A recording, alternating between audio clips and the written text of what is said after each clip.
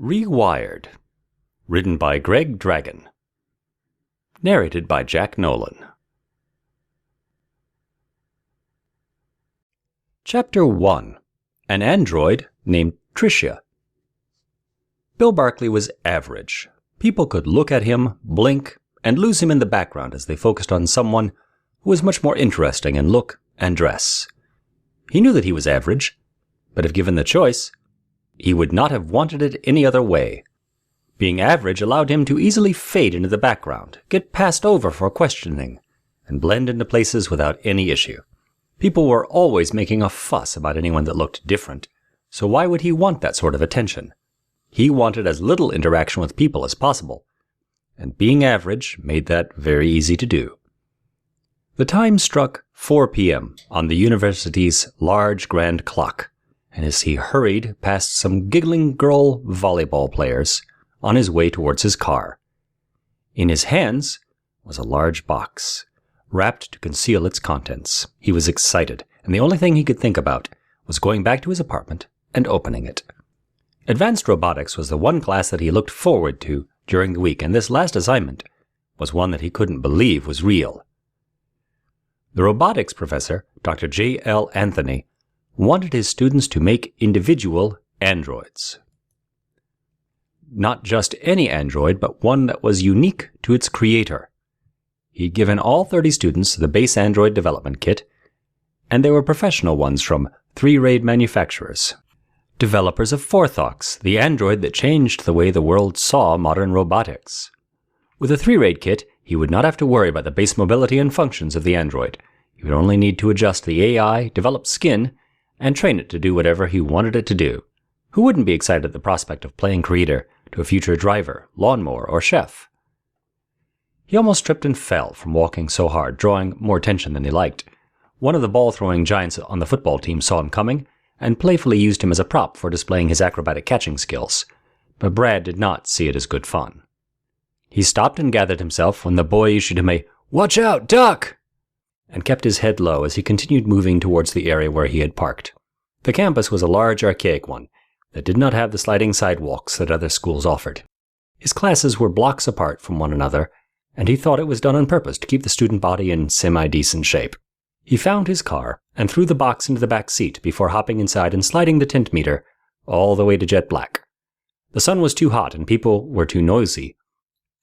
After turning his radio to a classical station and popping a Hydrus capsule to clear his head, Brad lifted his car off the ground to the highest level permitted by law and sped off toward Tassie Avenue and his apartment on Whipshire Drive. His thoughts drifted to Mika Scheider, the dark-haired foreign girl who always sat near the back of the classroom whenever Professor Anthony would lecture. She had caught him looking back at her twice that day. She had long dark hair and a slim, tight body. This was common for people that maintained a good dosage of sersing supplement, but something told him that she was naturally slim. She probably ran every morning, her long brown legs glistening beneath thermo-primed and near-invisible hose. The vision of her running got him excited, and when he pulled into his designated parking space and whisked the box up the stairs to his apartment, he could still see her as clear as day. Fumbling for his card, he slid it quickly and slipped inside to get out of the heat. Mika was always on his mind whenever he missed having a girlfriend, or simply a girl-friend to talk to. She made it worse by being unbelievably sweet. Unlike the girls that ignored him or dismissed him whenever he would try to partner up for projects, Mika was always cordial, made light jokes, and asked about his life. Why don't I just ask her out? He thought to himself, disappointed. She had given every clue known to man that she was interested, and instead of asking her out, he had just smiled. It was all he would ever do when faced with indecision. As he thought about Mika and his disappointment in himself, Brad began to tear open the box and started working on assembling the android. He was all focus and drive as he rotated screws, pushed in rods, and soldered wires to the various boards. He worked well into the night before he saw that it was 12:13 a.m. He had a class in the morning, so he set the metallic skeleton on the kitchen table and dragged himself into his bedroom. His personal device chimed. He held it up to see who was calling and recognized his mother's face. "Hi, Mom." "Hello, Bradley. How is school?" "It's okay, I guess." "Well, did you get all your classes? I know that you were stressing out about that earlier, so..." Yeah, it worked out. I actually got them all and took robotics as an elective." "Really? I thought that you would grow out of your love for those things by now. But if it makes you happy... Why would I grow out of robotics? Droids are a major part of our everyday lives. Why can't you and Dad see a future in it for me instead of being... Because of our deal, Bradley. Your father and I agreed to pay for your schooling if you stuck to the plan of becoming a doctor. The Barkleys are a medical family. As the only son, you... Brad placed the device down on its face and walked over to his bed and laid down. A medical path was not one he intended to take, even though he had told his parents that he would. Since his elder brother had gone to school to become a failed accountant, their father was not willing to fund any more careers that he deemed short-termed or experimental. With a son as a doctor, his connections with the hospitals across the country would guarantee a job for him, and he could then influence the powers that be to make sure that the salary was substantial. But Brad's passion was with artificial intelligence, and while he would go through the motions to become a doctor, he would be mastering the art of creating artificial life. As he waited for his mother to tire herself out by talking to dead air, he picked up the device and switched it to the internet, muting his mother and blocking any other calls for the night. He found Mika's profile. She kept an account on the Kiss and Hugs website, and he would lurk there once in a while. It was the most exciting thing to find a familiar face on a dating website, and he wondered why a girl as pretty as Mika would have an account there. He flipped through a variety of photographs of her wearing bikinis and various other clothing. She was so perfect, and as he flipped through the images, he let his mind roam. Eventually, he fell asleep with his mother yelling into nothingness and Mika's bikini on his mind. The following day, Brad ran into Mika as they got on the elevator to go to robotics class. He felt guilty for his snooping the night before, so he kept his eyes forward as if he didn't notice her. She stood next to him, trying to make eye contact. "Wake up, sleepy," she said to him playfully. He looked at her and forced a horribly fake laugh. "Are you ready to make the next Forthox, or will you be the man to take androids to the next level?" She was being cheerful, and her happy-go-lucky antics made Brad's mood lighten. He struggled to talk as the bikini pictures stood fresh in his mind. Did you open your box last night?" he asked her before he could stop himself and before he could fix the awkward phrasing. As if catching his faux pas and taking advantage of the opportunity to keep him uncomfortable, Mika looked around at the people who were now laughing at Brad and said, "Excuse me, what I do with my box at night is none of your business, Brad." She winked at him playfully. It was too much to take, and he turned beet red from embarrassment. The elevator doors opened then, and he stepped out gasping for air. Mika walked out and stood in front of him with a look of disappointment, not letting up on the teasing, just to see how long he would remain red. I'm sorry, I wouldn't. I meant the 3-raid Model 5? I know, Brad. You're so cute. Lighten up. I did open that thing, and it was so confusing.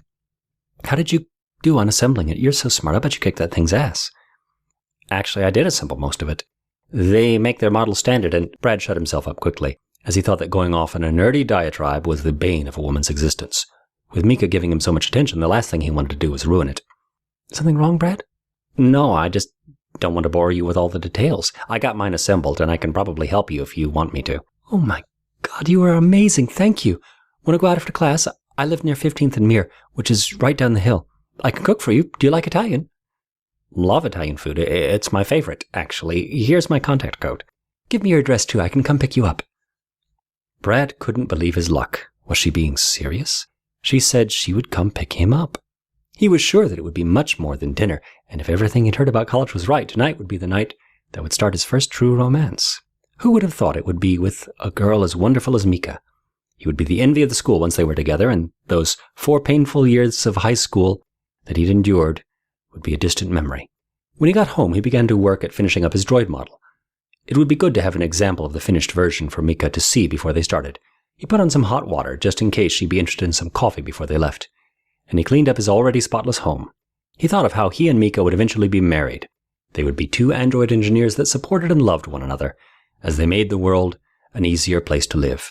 It was silly to think about things like this, of course, but it was how his mind worked. He delved deeper and deeper into the fantasy as he toiled away at assembling the android. When he was finished putting the base model together, he powered it on, and the humanoid machine stood up. Brad almost laughed at how wooden its movements were. It reminded him of an ancient silent film called Metropolis, when the signature robot, Maria, stood up for the first time. This android would need a lot of work, possibly years before it would be anywhere near what the Forthox models were that everyone had inside their homes. He walked around it, making his observations, and as he adjusted one thing and replaced another, He lost track of the time. When he finally looked at the clock, he realized that it was past the time Mika set for their date. 9 p.m. and she still hasn't called or gotten back here, he thought. So he picked up his personal device and gave her a call. "Hello," a soothing female voice answered, but it sounded nothing like Mika's. "Hi there, I'm trying to reach Mika. Is she around?" "Mika's not here. Who is this?" "Could you tell her Brad called? She will know who I am." Either Mika had forgotten all about him or she was playing games. So he took the opportunity to work on the android. Vertec Enterprises was a 24-hour seller of electronic replacement parts, so he got into his car and headed over there. The top droid engineers online had made a cookbook of sorts for their homemade robots, and Brad had stumbled upon one recipe that could turn a kit android into an extraordinary homemade version. He had just gotten his money in from his parents' deposit, so he had $1,000 to spend. He tried to focus on buying parts, but his mind wandered. He couldn't help but wonder how many guys Mika had been friendly to. If she could make a plan for their date and blow it off so easily, chances were it was something that she did quite often. The thought angered him, but he put his anger to the side and concentrated on his android. The next day, Mika was absent, and Brad stayed after class to show Mr. Anthony his progress. He was careful not to mention that he had found a way to remove the restraints on the adaptation matrix. Skilled droid hackers would code in their own robotic laws into the CPU of their androids, since the government-approved version that came, shipped inside all android kits, was overly restrictive. The professor was pleased with Brad and enjoyed his enthusiasm, since the majority of the class seemed to get lost in his lectures. On his way home, Brad saw Mika walking with a man. She didn't see him, and he followed them for a time before realizing that he was stalking her. He headed home. He called her again that night while he applied a plasticine skin solution over the metallic frame of his android. The modifications had been made, and it would be able to walk around and move the same way a human being could. Mika's phone continued to ring, and just when he was about to hang up, she answered, sounding very annoyed with him. "Is this Brad?" she asked, as if she couldn't see his face in code on her handheld phone device. "Yeah, Mika, it's me. Look, you weren't in class today, and I wanted to see if we're still—" "Oh, yeah, Christ, I'm slipping." "Slipping?" "Yeah, I totally forgot. I'm so sorry. Can we do it tomorrow?" "Sure," he replied, feeling happy that his calls, going unanswered, had not been due to Mika's disinterest, but more with her being absent-minded. The next day they met up at the school's library and ordered coffee and sandwiches as he went over his notes on modifying his android with her. She tried to keep up, but Brad was on a different level than most of the smarter students in the class, and though Mika was brilliant, she found it hard to understand him. At one point he stopped talking and looked up at her to see if she was listening. He caught her staring off into the distance, daydreaming. "We can pick this up another time if you'd like," he said to her, and she made the most pathetically cute expression of exasperation that he had ever seen. "I'm sorry, Brad," she said, resting her hand on top of his. It felt as if hot electricity came through her fingertips when she made contact, and he looked down at her well-manicured, shapely fingers and the tiny hairs that ran the length of her arm. To a guy that had never come in contact with a woman like her, Brad felt utterly helpless. In that moment he understood why certain men allowed themselves to be used and abused by malicious women, and in that moment he knew he would do anything for Mika, and thank her for the opportunity. Her warm hand moved up to his cheek. She leaned into him and kissed him on his forehead before getting up. "I need to take a nap. Want to hook up tomorrow?" Tomorrow would be a Saturday, and there would be lots of time and no classes. Why would she ask such a silly question? Of course he wanted to hook up. Mika Scheider was sunlight on a rainy day, and she seemed to like him. "Should I come pick you up? Where do you want to meet?" "I'll give you a call in the afternoon," she said. She gathered her things and walked off. Brad stayed seated for a few minutes after she left, letting her perfume take his mind through a journey of situations where he had all the time in the world and Mika was up for anything. He went home, but didn't work on the android. He was too fired up to stay in the house, so against his better judgment, he decided to go out to a local bar. The next day he woke up feeling good and decided to leave the house while he kept his device handy for Mika's call. Uriel Erb, one of the only guys at school he considered a friend, met him on campus and they decided to shoot a game of pool at the activity center. Uriel was pretty good, but so was Brad, and this made for a friendly rivalry between the two men when it came to the game. They found an empty table in the large room that sat below the men's dorm. Uriel opted to rack while Brad got the first break. A few players were going at it on other tables, but the place was relatively quiet, considering the crowd that would normally be in there during the week. "So, what have you been up to, Lee?" he asked, and though Brad hated the nickname, he let Uriel use it. "Turns out I have a date today." "A date? Whoa, go ahead, player. Who is it?" Almost immediately, Brad slammed the tip of his cue into the cue ball. and it shot into the rest of the 15 balls with a crash that dropped 2 striped balls and a solid. "You came to play, I see," Uriel offered up, and then sat himself on a stool as if he expected Brad to be at his turn for quite a while. "Do you know Mika Scheider?" "No, what does she look like?" "Dark hair, tan, kind of tall. It's a big campus, I'm dumb for even thinking you know her. What matters is that she is drop-dead gorgeous, dude, like model hot." "She's that hot she's going out with you?" "What's that supposed to mean?" "Come on, Brad. Even the girls on our level scare you away. How did you cook up the urge to talk to a girl like that? I mean, spill the beans, bro. I could probably learn something off of you." Brad sank 3 more striped balls into the holes, and upon lining up a 4th for a bit of English to make the 5th, he miscued. He cursed and sat down. Uriel got up and placed some chalk on his cue stick. He observed the lay of the table and, like Brad, proceeded to sinking balls one after the other. "It's your game to lose. Now, as for Mika, she's the one who talked to me. She asked me out. She's been controlling the whole thing, and the only thing I'm trying to do is not mess it up by saying anything stupid," Brad said. "Well, ask her if she has a roommate or something when you get a chance, man. I've been striking out left and right." Uriel sank the 8 ball to win the game after an impressive run, and Brad hopped up immediately. He racked the balls for a rematch and thought about how he would take his time and show Uriel how much of a superior pool player he was. His device chimed, and Mika's grinning face popped up on it. Showing Uriel her photo and receiving the thumbs up, Brad walked outside for some privacy so that he could talk to her. "Hey, what's up?" he said into his phone, trying his best to sound cool. Mika caught him in this attempt and then suppressed a smile as she answered, "We're hanging out today, remember? I don't see your car." Yeah, we're supposed to hang out. But where are you?" "I'm outside of your apartment. I know I said I'd call, but I figured I'd come pick you up and we can, go to a museum or something." "I'm at school. I can be there in 15 minutes. So, museum, you say? Which museum do you have in mind?" "The modern robotics one. I thought that it would make sense considering our classes and all." "Yeah, of course, good thinking." When he got off the phone, he opened the door to signal to Uriel that he was gone, and then he took off sprinting towards his car. When he got to his apartment, Mika was walking around checking the building out. He couldn't take his eyes off of her jeans. They revealed every curve on her lower body. She greeted him and then motioned for him to get into her car. They visited the museum. Brad knew it well from the numerous times that he had gone. Then they had lunch, and she took him back home. "Thanks for hanging out with me today," she said.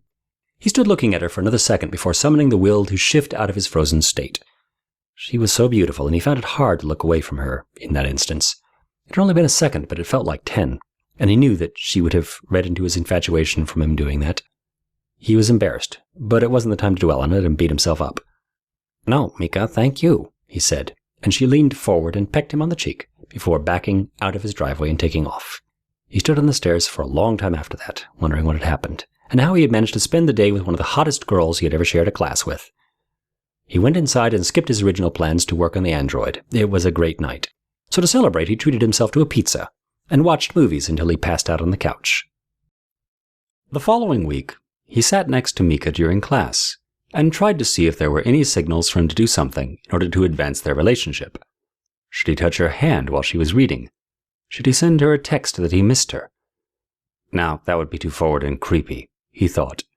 He struggled internally for the entire class, and when it was over, he decided that he should just talk to her. "Mika, can you hold on a sec?" "Sure, Brad, what's up?" "How's the droid coming?" She almost smiled at his terrible attempt at small talk, but entertained it out of pity, even though he gave away his nervousness by wringing his hands uncontrollably. "It's still a bit hard to put together. I could probably use your help one of these days." How about tonight? Since it's, due soon and everything, I can help you." "Oh, yeah, weren't we supposed to hook up for that or something?" He was confused at her aloof attitude, but chalked it up to her being tired and distracted. "Just a suggestion, we don't have to—" "No, it's cool. Let's hook up and go out." Did she really just say that? "I'll come pick you up tonight and we can get some Italian, okay?" "Awesome," he exclaimed before catching himself. But Mika was already gone, and if he'd been thinking clearly, he would have noticed that she wasn't too happy about it. In his mind, she was interested, and helping her with the android would be the first step towards a beautiful romance. He floated out of the class and through the campus, determined to get through the remainder of his classes to get ready for Mika. When it was evening time and he got home, he showered, put on his best clothes, and then dialed her code in anticipation of a memorable night. "Hello, Mika?" "Who is this?" "Brad Barkley from class. I was just seeing if we're still on for the night and put it—" "Oh, never mind, Brad. My boyfriend showed up in town, so I may need to take a rain check for our study time, okay?" Brad couldn't believe what he was hearing. What the hell is she talking about with the study time business? We were going out to eat. He was beside himself with disappointment as Mika's confusing phone call came to an end. Well, you know what? Screw you, Mika, he said out loud after hanging up the phone and hopping onto his computer to work on his android's restraint matrix. It was a bad time to work on something as delicate as setting the boundaries on what an intelligent computer could and couldn't do. But Brad was distracted, so he worked in anger, thinking that it was focus. After an hour had passed, he heard the chime on his doorbell. He inhaled to calm himself and then marched over to the door.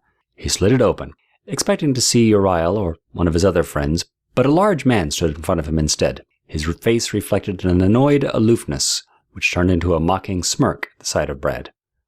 "What's up?" Brad asked, wondering if he'd been making a lot of noise as he worked or if the giant at his door was at the wrong address. "You have a class with Mika Scheider?" he asked, but in a way that suggested that he already knew the answer. Before Brad could say yes, the man looked past him at the new android, who was looking around and trying to assess his situation. "That's a cool robot," he said, and then motioned for Brad to follow him out to his car. "Wait, who are you? Where's Mika?" Brad asked. "Relax, bro. She told me to come get you. I'm parked out front. You coming or what?" Brad switched the android off and complied, but the disappointment at having a stranger come to retrieve him instead of Mika was all he could focus on. "Are you Mika's boyfriend?" Brad asked as they got into the car. The man slicked back his white hair and lit a cigarette. "Something like that," he said, brushing the question aside in a cool manner that only complimented his good looks and devil-may-care swagger. Brad already disliked him, as he represented everything that the world wanted him to be, even though he had none of the ingredients needed to be that guy. He sank into his seat and watched the buildings fly, letting his resentment of Mika simmer until it came to a boil. Why hadn't he seen this coming? Girls like Mika always had a boyfriend or two. Why did he think that she would be available and that she would be looking for something more than a patsy to do her homework? It was high school all over again, and he closed his eyes to force back the tears that threatened to come if he thought too hard on his broken history with women. "So you two making robots?" the overly tanned, white-haired Mika lover asked. He was trying to make small talk, but Brad merely nodded and paid him little attention. "You're a strange one, aren't you? I guess that's why she chose you to tutor her. The smartest dudes are always the weirdest. No disrespect, though, bro." He pointed his finger at Brad's face, expecting him to return the gesture and touch fingers. This was something that the muscleheads did with one another all the time. It was their show of brotherly love and peace.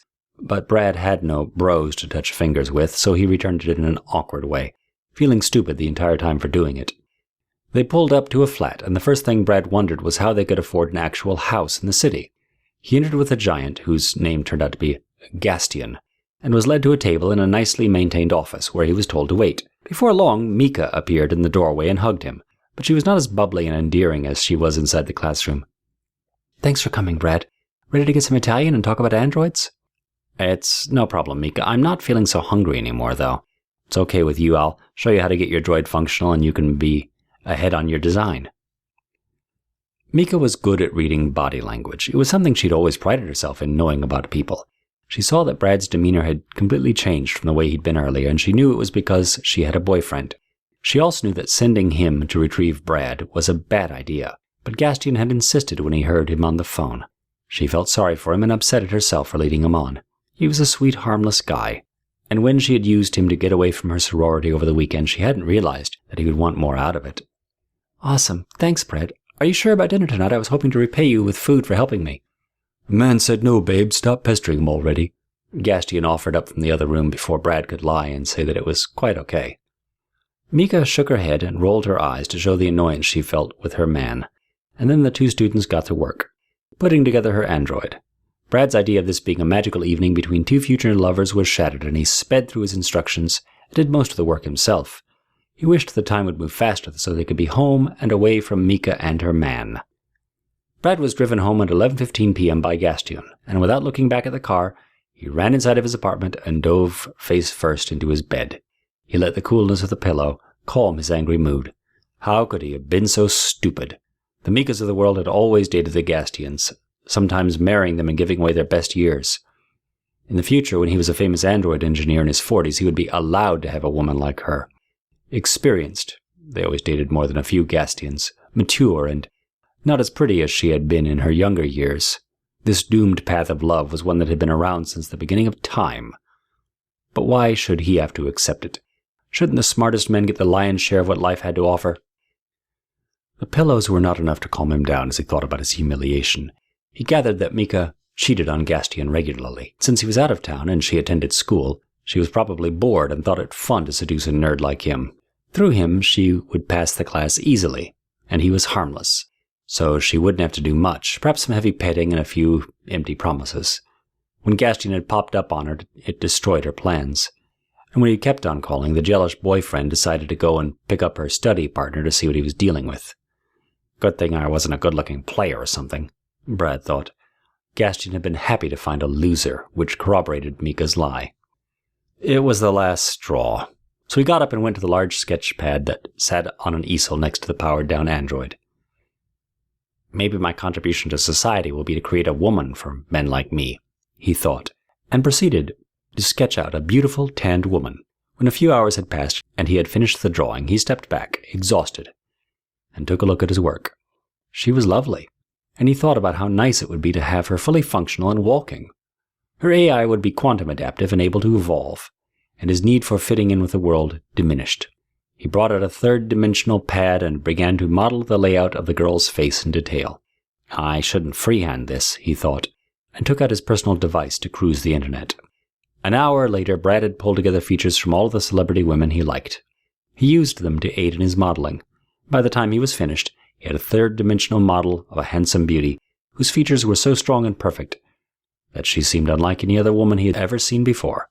I think I'll name you Tricia, he said out loud as he spun the holographic head around to scan for flaws. Satisfied, he dragged himself off to bed. Hey, Brad, Mika exclaimed as he stepped off of the elevator towards their class. She had been waiting for him and noticed that he looked as if he hadn't slept the night before. Mika's mind tried to find a reason, but the only one she had come up with was that he had stayed up studying. It wasn't cool of me to keep you all night like I did, she said. Before she could finish her statement, a man from their class walked by and smiled in a congratulatory way at Brad. Mika saw him do this and rolled her eyes as she continued. You have your own work too, and I can tell that you stayed up to work because of me. I'm so sorry. You're good, Mika. Let's go before we're late. He didn't want to talk to her. His intentions had been to come up the elevator, sit near the front, and avoid her, but she'd ambushed him, and it was all he could do to get away from her. Why does she insist on being in my face when she has that gorilla at home to keep her warm at night? He thought. He sat near the front of the large classroom, and Mika took a seat next to him. She seemed intent on torturing him, but he ignored her and let his thoughts drift to his soon-to-be creation, and what he would be adding to her in the morning. So, who here has already assembled their android? Dr. Anthony asked, and several hands went up in the class in response. He turned his gaze towards Brad, who was half asleep and into the world of robot maidens and nerds who got the last laugh. Mika touched his hand and he woke up with a start. There were a few chuckles from his classmates as he tried in vain to sort out what the question was that had been asked of him. Could you repeat the question, sir? He asked, disappointed that Dr. Anthony had caught him sleeping in what would be the most important class for his future. Late night, Mr. Barkley. That is unlike you, but whatever it is, I hope you get it sorted out and come to my class fully rested and ready to participate in the future. Yes, sir, I definitely will. I stayed up working on my android, and... So you finished putting the model together, then? Yes, I'm finished. Very good. Members of the class had always felt like Brad was a bit of an oddball, but they knew that he was more advanced than anyone else there. He had practically leapt for joy when he found out that they were making their own models, and they expected him to go off into a fit of bragging when the professor asked about finishing, but here he was, sleepy like the average partying co-ed. Brad could feel their stares, and the torture of his heavy eyes, combined with the professor's chagrin, made him feel sick to his stomach. They pulled out their tablets to follow along as J.L. Anthony lectured, but before long Brad was dozing, so he excused himself and went into the men's bathroom. Why didn't I just go to sleep like a normal person? He asked himself as he splashed cold water on his face and popped a Faï supplement. The pill worked its magic quickly, and he was soon wide awake to the world. He hated having to rely on drugs to function, but he needed to hear what his professor was saying, and being half asleep didn't help. When he got out of class, he saw Mika waiting to stop him, so he took the back way out and decided to take the rest of the day off. He went to the C. Arthur MacDonald Library of Knowledge to study, and began to look up synthetic skin, and how to acquire the most realistic type. He found out that the best stuff came from Japan, but the cost was the equivalent of a semester in school even before shipping. Tricia would need to have the best, and he thought of ways he could get the money, but all of it bordered on doing something illegal or something important and necessary assets, like his car. He put the skin research aside and began a new search on artificial intelligence. He had dabbled in programming AI since the age of 13. So the methods he found were easy to understand. He engrossed himself in tracing the best practices of the day, and what the Japanese were doing to stay ahead of everyone else. He wished that he could travel to Japan and work in one of their factories just to see. The Fai pill was potent, so he stayed inside of the library until closing time. It got late, and the students that were employed in the library were eager to go.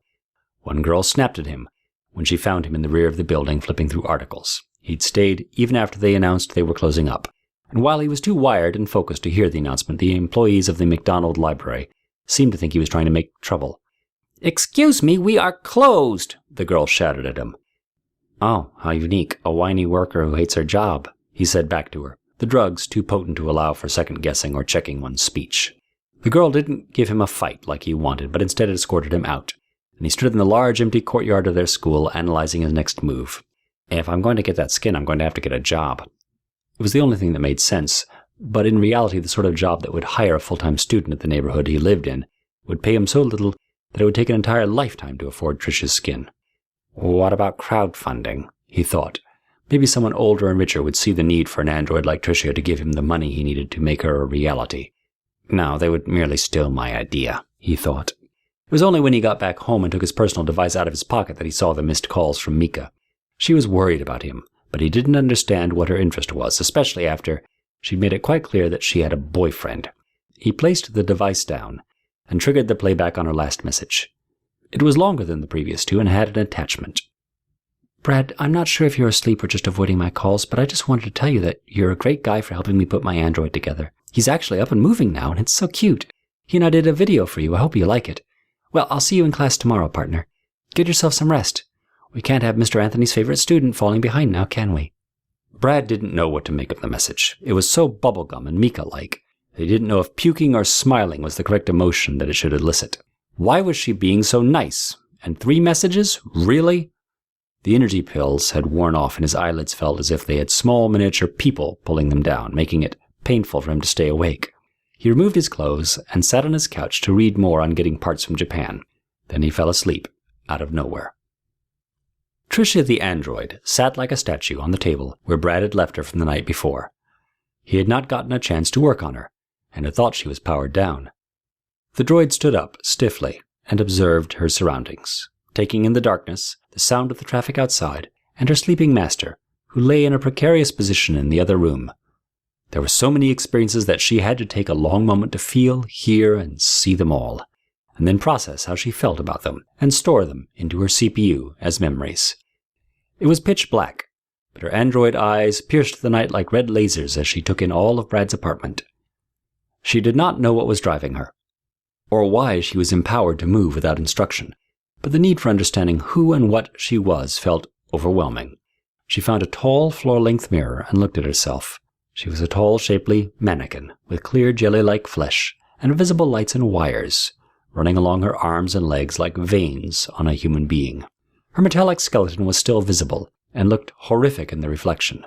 But as she struggled past the mirror to stand near Brad's unconscious body, she surmised that she was a work in progress.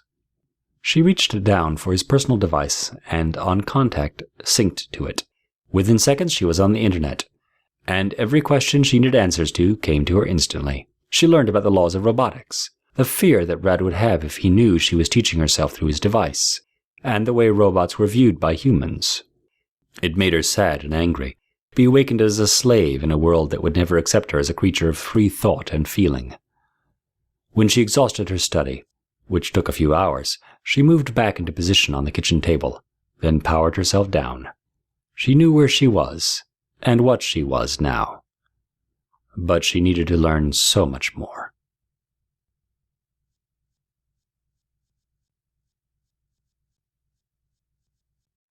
Chapter 2. Skin for Pills? The old woman beamed at Brad as he mixed her a tall caramel macchiato and retrieved her cookie. "This tastes like crap," she spat at him, after giving the drink a taste and sliding it back in front of him.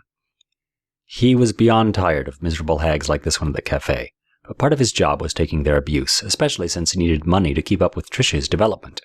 He remade the drink exactly the way he had before. The cafe had a formula he couldn't veer away from, and the woman accepted it, even though it was practically the same drink. He wished that he could throw the wasted coffee at her and watch her gasp. Seeing it play out in his mind was almost enough, though, and it was quite entertaining. When 10 p.m. rolled around, his shift replacement, Susan, showed up, and he was happy to leave and return to working on Tricia. Susan was an attractive woman in her early 30s, but something about her made him uneasy. So he kept to himself whenever they would work together. "You have a girlfriend, Brad?" she asked him as he grabbed his coat to leave. "What's that, Sue? No, I don't. What makes you ask?" "Just wondering. I figured you did since you're such a sweet guy." She was over 10 years his senior, but he wondered if she was interested. He definitely was not interested in her, but the fact that she had asked made him reconsider. It had been 2 months since he'd started the job, and the pay allowed him a lot of flexibility with his life. He could now afford name-brand groceries, the newest games, and most importantly, parts for Tricia. He had built her up from a stiff skeletal frame to a shapelier humanoid form, and the only thing she was lacking was skin. Most of his time with Tricia was spent discussing philosophy, the human psyche, and his plans for her in the future. She was well-spoken and had the cutest android accent. He missed her, and wanted to rush back home to tell her about his crappy day. When he did get home, Tricia was in front of the television, trying to emulate the moves of a music video. He must have forgotten to power her down, but was amazed at the fact that she had found the television, learned how to turn it on, and partake in something like dancing. Her joints had been calibrated for smoother movements, so she was following along with relative ease. Brad stopped at the doorway to watch her, and was envious at how easy it was for her to learn how to dance, when an awkward lifetime of trying had not given him the gift of rhythm.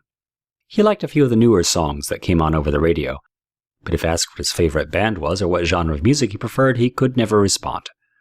He watched Tricia dance, and an overwhelming need to complete her came over him. Imagine how she would move if she had a soft, skin-like exterior instead of plasticine, he thought. He pulled out his device and clicked a widget for his bank account to see how much he had in there. $1,322.50 was his balance, and this was after starving himself for weeks. The skin would run him about $25,000. And though his father could loan it to him, if he begged and pleaded, asking him for something was out of the question. He could get $5,000 for his car, but how would he get around if he did that? Tricia had started out as an assignment that would solidify a positive grade in Mr. Anthony's class. Now she was so much more. He felt responsible for her. One of the chat portals he frequented, when not working on Tricia, was the Sub-Web Exchange Chamber, SEC. It was a place where poor geniuses like himself could link up with others all over the world to exchange goods and services. There were many people on SEC that did questionable things to advance their careers. There was prostitution, and people were hired to hurt and kill. But the majority of the people on SEC were there to exchange goods for money. It was how Brad had procured his television and his imported game system. It was also where he got the illegal AI override that sat within Tricia's head. Androids were restricted to behaving like machines for a number of reasons. But the true engineers like Brad, who wanted to push the envelope, would override the restraints and allow their machines to act as close to human as possible. There were many ways to modify an unrestrained android. They could be given a personality. There were thousands ready to download from the SEC database. Some droid engineers would make an android that favored their favorite celebrity, upload one of the open source mods that replicated that celebrity's personality, and have a virtual clone of their Hollywood starlet on a fully intelligent android frame. The most discreet engineers could give an android 2 completely separate identities, triggered by a sound or switch, and have a maid that would turn into a seductress whenever they liked. SEC had it all, and the android mod community was a large and proud one. Brad sat at his home computer and began to look through all of the offerings of the night. He was hoping to score some stolen synthetic skin, or meet someone who knew how to replicate it. He found several leads, but all of them were asking for favors that he was not willing to commit. As he perused the listings, a message popped up from a member that had been observing his search. His name was Trays, and his avatar was that of a metallic dragon. Brad answered his request for a chat and prepared himself for the worst. "Looking for robo-skin?" "Yes, but only for trade. I don't have any money." "I have 2 gallons of SCO2, the good stuff. It feels real, like human flesh. It's what they use to make sex bots and house husbands." "You're full of it. SCO2 is a gimmick and a lie that advertisers use." "No, it's real from Japan, my country. We make it." "Okay, what do you want for it?" "My company needs volunteers for a new drug. You take drug and test for us, and I will send you the SCO2. Brad thought that the proposition was too good to be true. It would either be a dangerous chemical that would kill him, or he would grow a tail or something like that. But if SCO2 was a reality, Tricia could possibly become one of the most advanced homemade androids ever. He looked up at her and saw that she was crooning along to a song by Shirley Vega and the Pneumatics. She looked so cute and innocent as she swayed side to side with her hands clasped, singing along as if she had a soul that could be affected by music. If I want to change the world, I will need to make sacrifices, right? It's probably another fitness drug that will make me into a bodybuilder in under a week's time. That couldn't hurt. He thought as he imagined Mika looking at him as a physical specimen. He sent an approval to Trey's, but only if he got a sample of the SCO2 and documentation on the drug. He walked over to Tricia when the song was over and her plasticine face held a smile to greet him warmly. He returned it and hugged her before sitting next to her on the couch to tell her the good news. Guess what, Tricia? Could you rephrase that, Brad? I'm not sure I understand. Okay, when someone says guess what, they want you to guess at a random event that may or may not have happened to them, understand? Yes, so my guess is that you got a raise at your job today. Don't I wish? No, I think I finally found a way to get you some skin. I would really like that. So would I, Trish. We could do so much more with you having skin, and we can go outside. How would you like that? Trees. I will be able to touch the trees. Yes, you will, and you will learn so much more. She hugged him tightly when he said so, and he was surprised when her warm plasticine exterior touched his skin.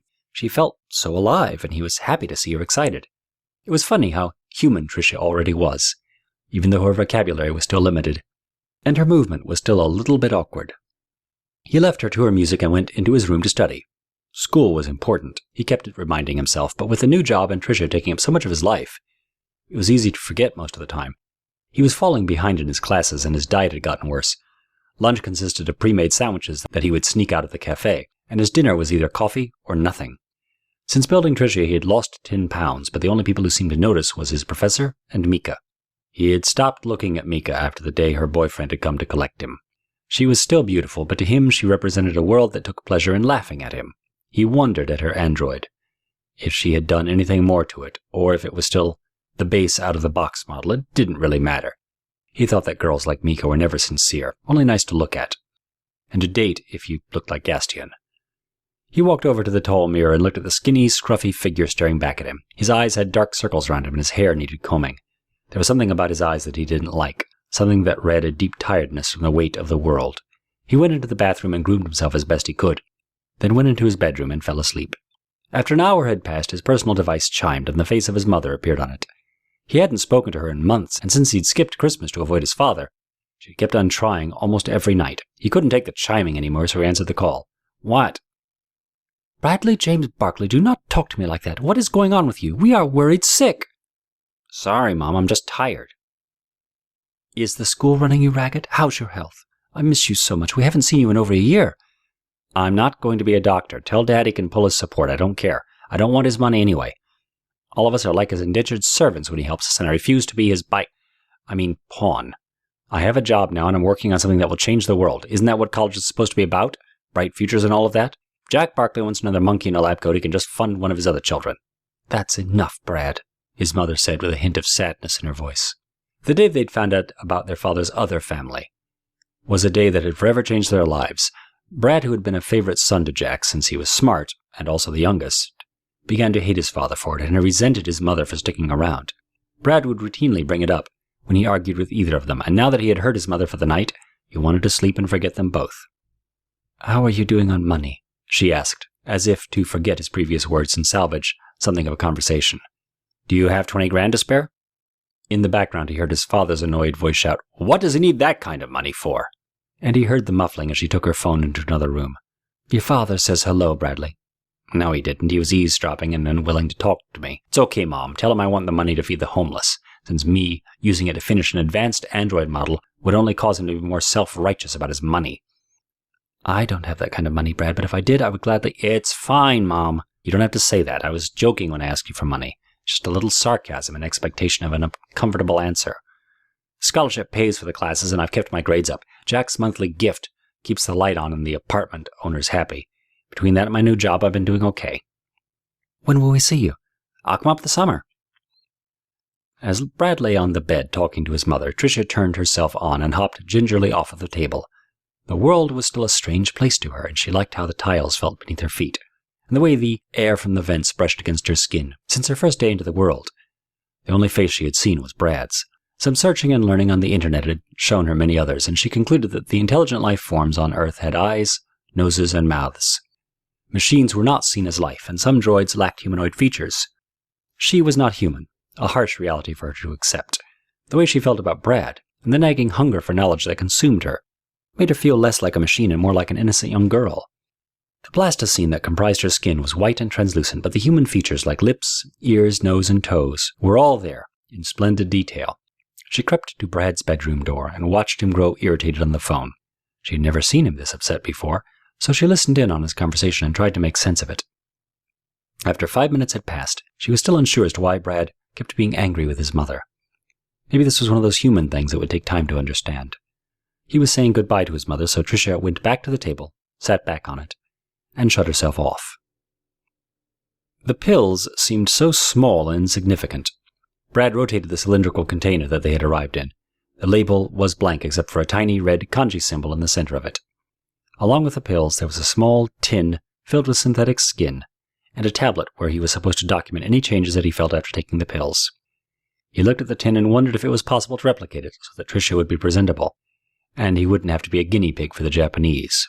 He looked at her powered-down frame and imagined what she could be, and it fired him up. The tiny kanji on the jar had some English words below it, and when Brad looked closely, he could see that it said, "Take 2." He put 2 of the pills into his mouth and drank some soda. He didn't feel any different, so he grabbed his backpack and headed off towards campus. It was a new semester, and most of his classes were still general studies. There was chemistry, atomic and molecular structure, calculus, and introduction to human physiology, which was the one that he was most interested in. The last semester had flown by, and Tricia had impressed Mr. Anthony. The professor was so impressed that he didn't just give Brad an A, he gave him his personal contact code, told his colleagues about him, and told him to keep him updated on her progress. When his classes were over and he was done for the day, Brad found his way to the cafe for his shift. It was a typical night, and most of the tables were occupied by students on their personal computers, doing homework or downloading illegal media. The cafe stood next to a bookstore, so most of the older people who still read paper books would come over and buy coffee and the occasional pastry.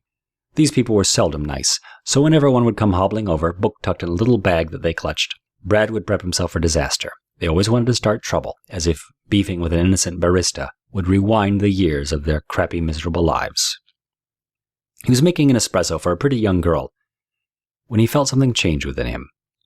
He couldn't put words to it or describe what it was that made him know there was a change, but after sliding the espresso to the girl and giving her a friendly wink, he wondered why he had done it.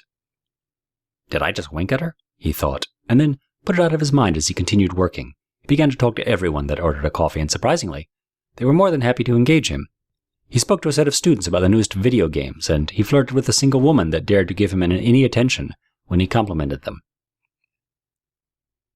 By the end of the night, he was a hit. He had 3 girls' contact codes. He'd been invited to join several clubs around school, and his manager had promised him a raise. He was confused as to why he was behaving the manner he was, but he couldn't help it. The situation was bizarre, and it was as if he sat audience to a show that his physical body was putting on for him. It was only when he got home after having drinks at a local bar with his co-worker Susan that he figured it out. The sight of the Japanese pills and the journal reminded him that he was now under the influence of a mysterious drug. He turned on the journal and wrote his first entry into it. "These pills are amazing.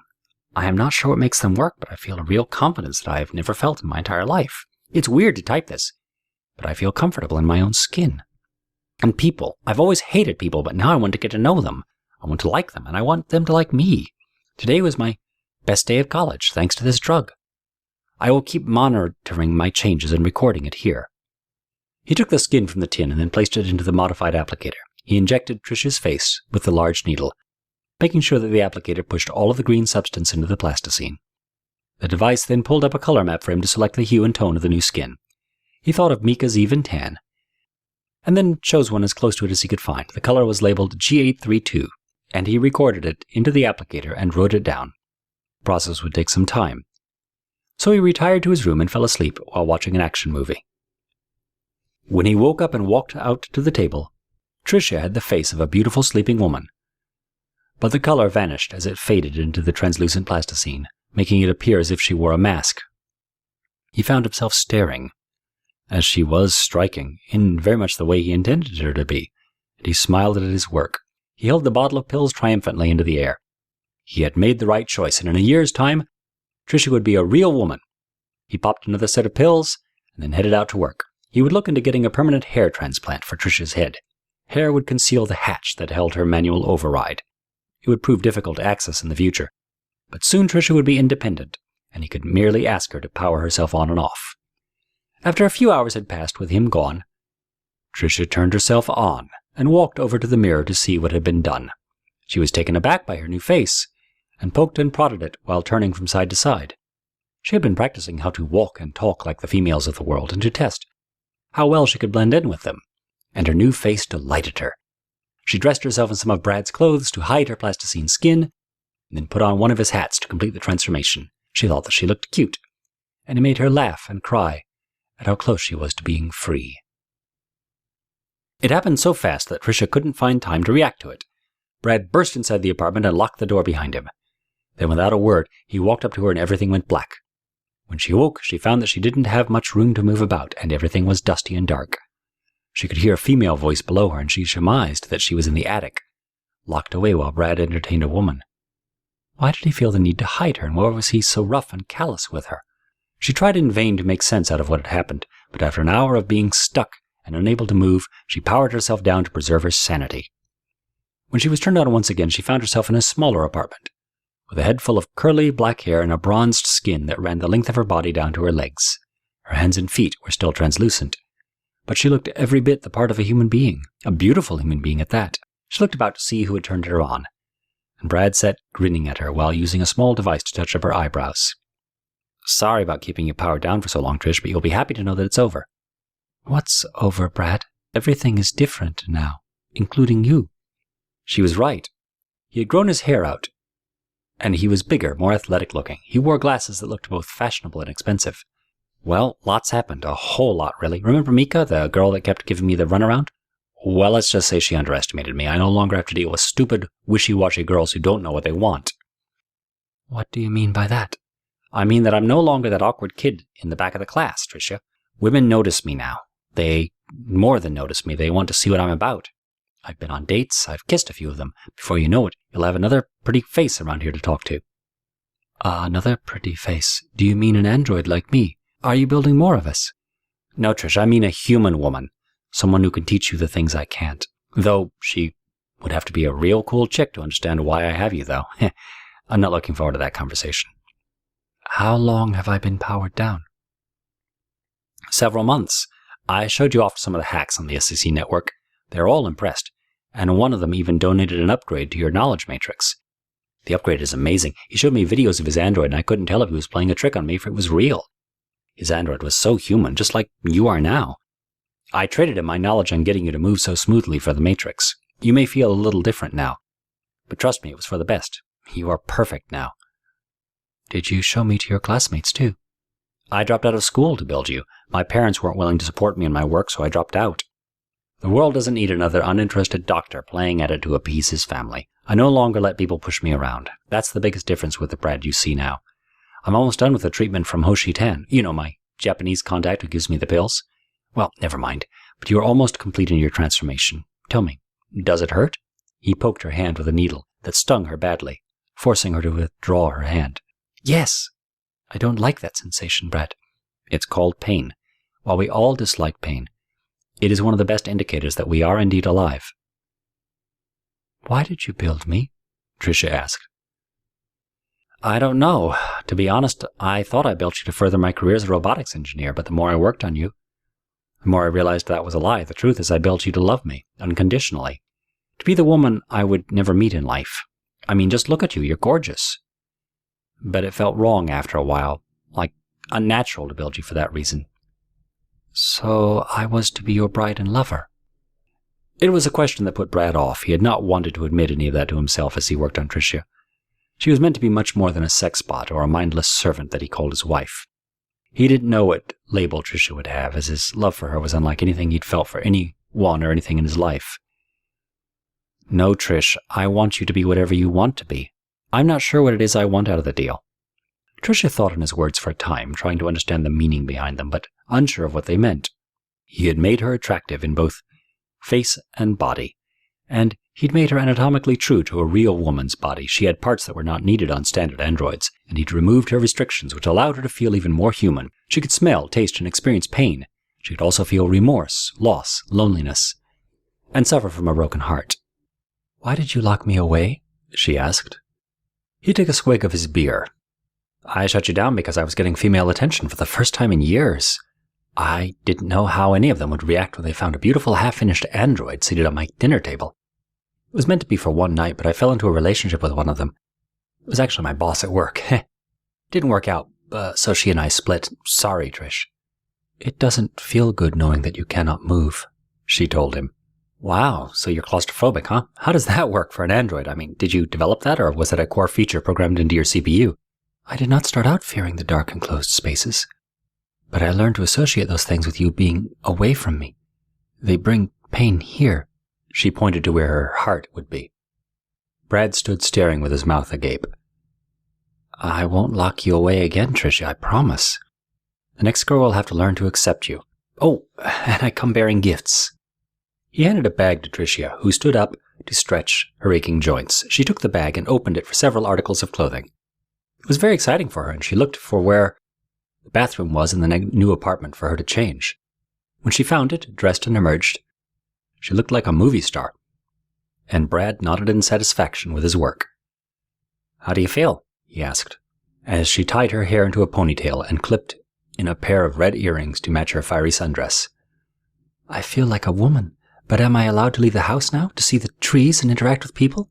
"Only when I'm with you at first. I don't want people trying to steal you or pull you apart. Human beings can be very nice, but many are cruel and evil. If you go alone, I cannot save you from them." He chuckled to himself as it felt like a scene where a father was talking to his budding teenage daughter that wanted to go out.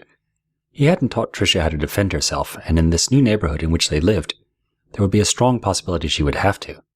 "Tell you what, as a peace offering for keeping you locked up, let's go out tonight. I'll take you on a date, and everyone can see my new girl and be jealous of me." Tricia walked with Brad down the busy streets of North Avenue. It was both exciting and frightening for her, as men stared and people tried to push past them. It intrigued her how humanity could be so congested, yet still work in concert to get from one place to another. The flying cars and the driving ones zipped past her recklessly, and she continued to flinch when they did that, as she expected them to crash. She saw androids everywhere, but they didn't look or behave the way she did. They were servants to humanity, awkward, mass-produced golems that drove taxis, swept the sidewalks, and much, much more. This image of the world frightened her, and it gave rise to numerous questions that only Brad could answer. "Why am I different? How come the android over there is missing an arm, and its creator won't fix it? Are all androids servants to humanity? If so, then what is my service to you? I look human. Was this by design? Why do humans allow us to be treated like this? Why aren't you more like them?" Brad heard all these questions, not all at once, of course, but over time, she would ask them during their frequent talks or question and answer sessions. He was very proud of the way she was adapting. While the majority of her programming was set within the base 3-RAID kit, he had done the necessary adjustments to take her from intelligent machine to damn near human. He could tell that she had seen the regular androids, and that they freaked her out, but he kept his mouth shut so that she could absorb the experience of humanity. He wanted her to get a full dose of it, so that if ever she was alone, she would know how to handle herself. Tricia was determined to get one of the androids to notice her, to really notice her and engage her in conversation. She tried to make eye contact with the taxi driver who sat on the hood of his car waiting for a customer. The pale android stared back at her, but there was no recognition reflected in his eyes. Not of her similarity, no kinship, not of familiarity, nothing. It was as if he only saw a human being staring, and he tipped his hat and kept on scanning the streets for a customer. Eventually, a few androids recognized her, but no humans did. The androids would send her silent messages, asking her why she looked so different, and if her human was breaking law number 59. An organic is not to use a synthetic for sexual pleasure. She was offended whenever one of them would ask her this, but most of them were nice and welcomed her into their world. One of the things that Tricia could not understand was catcalling. Brad was always playing on his personal device and would sometimes get distracted and fall behind. When he would linger, she would be walking alone and at the mercy of men on the street. For the most part, it was harmless until one took offense to her silence when he called out to her. "Baby, you look like God's gift to man on earth. You know that? I've never seen legs so smooth in a woman. You take good care of yourself, huh?" Tricia had kept quiet when he said this, trying her best to understand why he felt the need to tell her what she already knew about her looks. "It's rude not to reply when you're being spoken to, girl, you know that?" he continued to press. Then he got close to her to force her to confront him. When he gripped her shoulder to bring her around, Tricia threw up a hand to defend herself. The man's face was not fast enough to move on this reaction, and she caught his temple and accidentally knocked him out. A few women that were watching the exchange cheered for her, but Brad caught up to her and sped her away, hailing a cab as he did so to take her back home. "I did not mean to strike him," Tricia said as tears poured from her eyes. "You did nothing wrong. It's my fault for leaving you alone. Look, come here." And he took her into his arms and hugged her close so that she could finish her crying and process the situation. He hoped that she would know not to do it again. "Well, if there's one positive thing that came from our walk, it's that everyone thinks that you are a certified babe." Babe? A term for... Oh, so men find me attractive. "Yes. That is why almost all of them were trying to get your attention just now. I need you to be careful because this can become a real problem. Never leave the house without me there to protect you, and by no means are you to unlock the door when I'm not there." "I understand. Thank you for your help." "Well, I'm responsible for you. No need to thank me for doing my duty." "How long will it be for my hands and feet to get color?" "I should be getting the final batch of skin next month. Don't you worry. Soon you'll be just like the rest of us skinwalkers."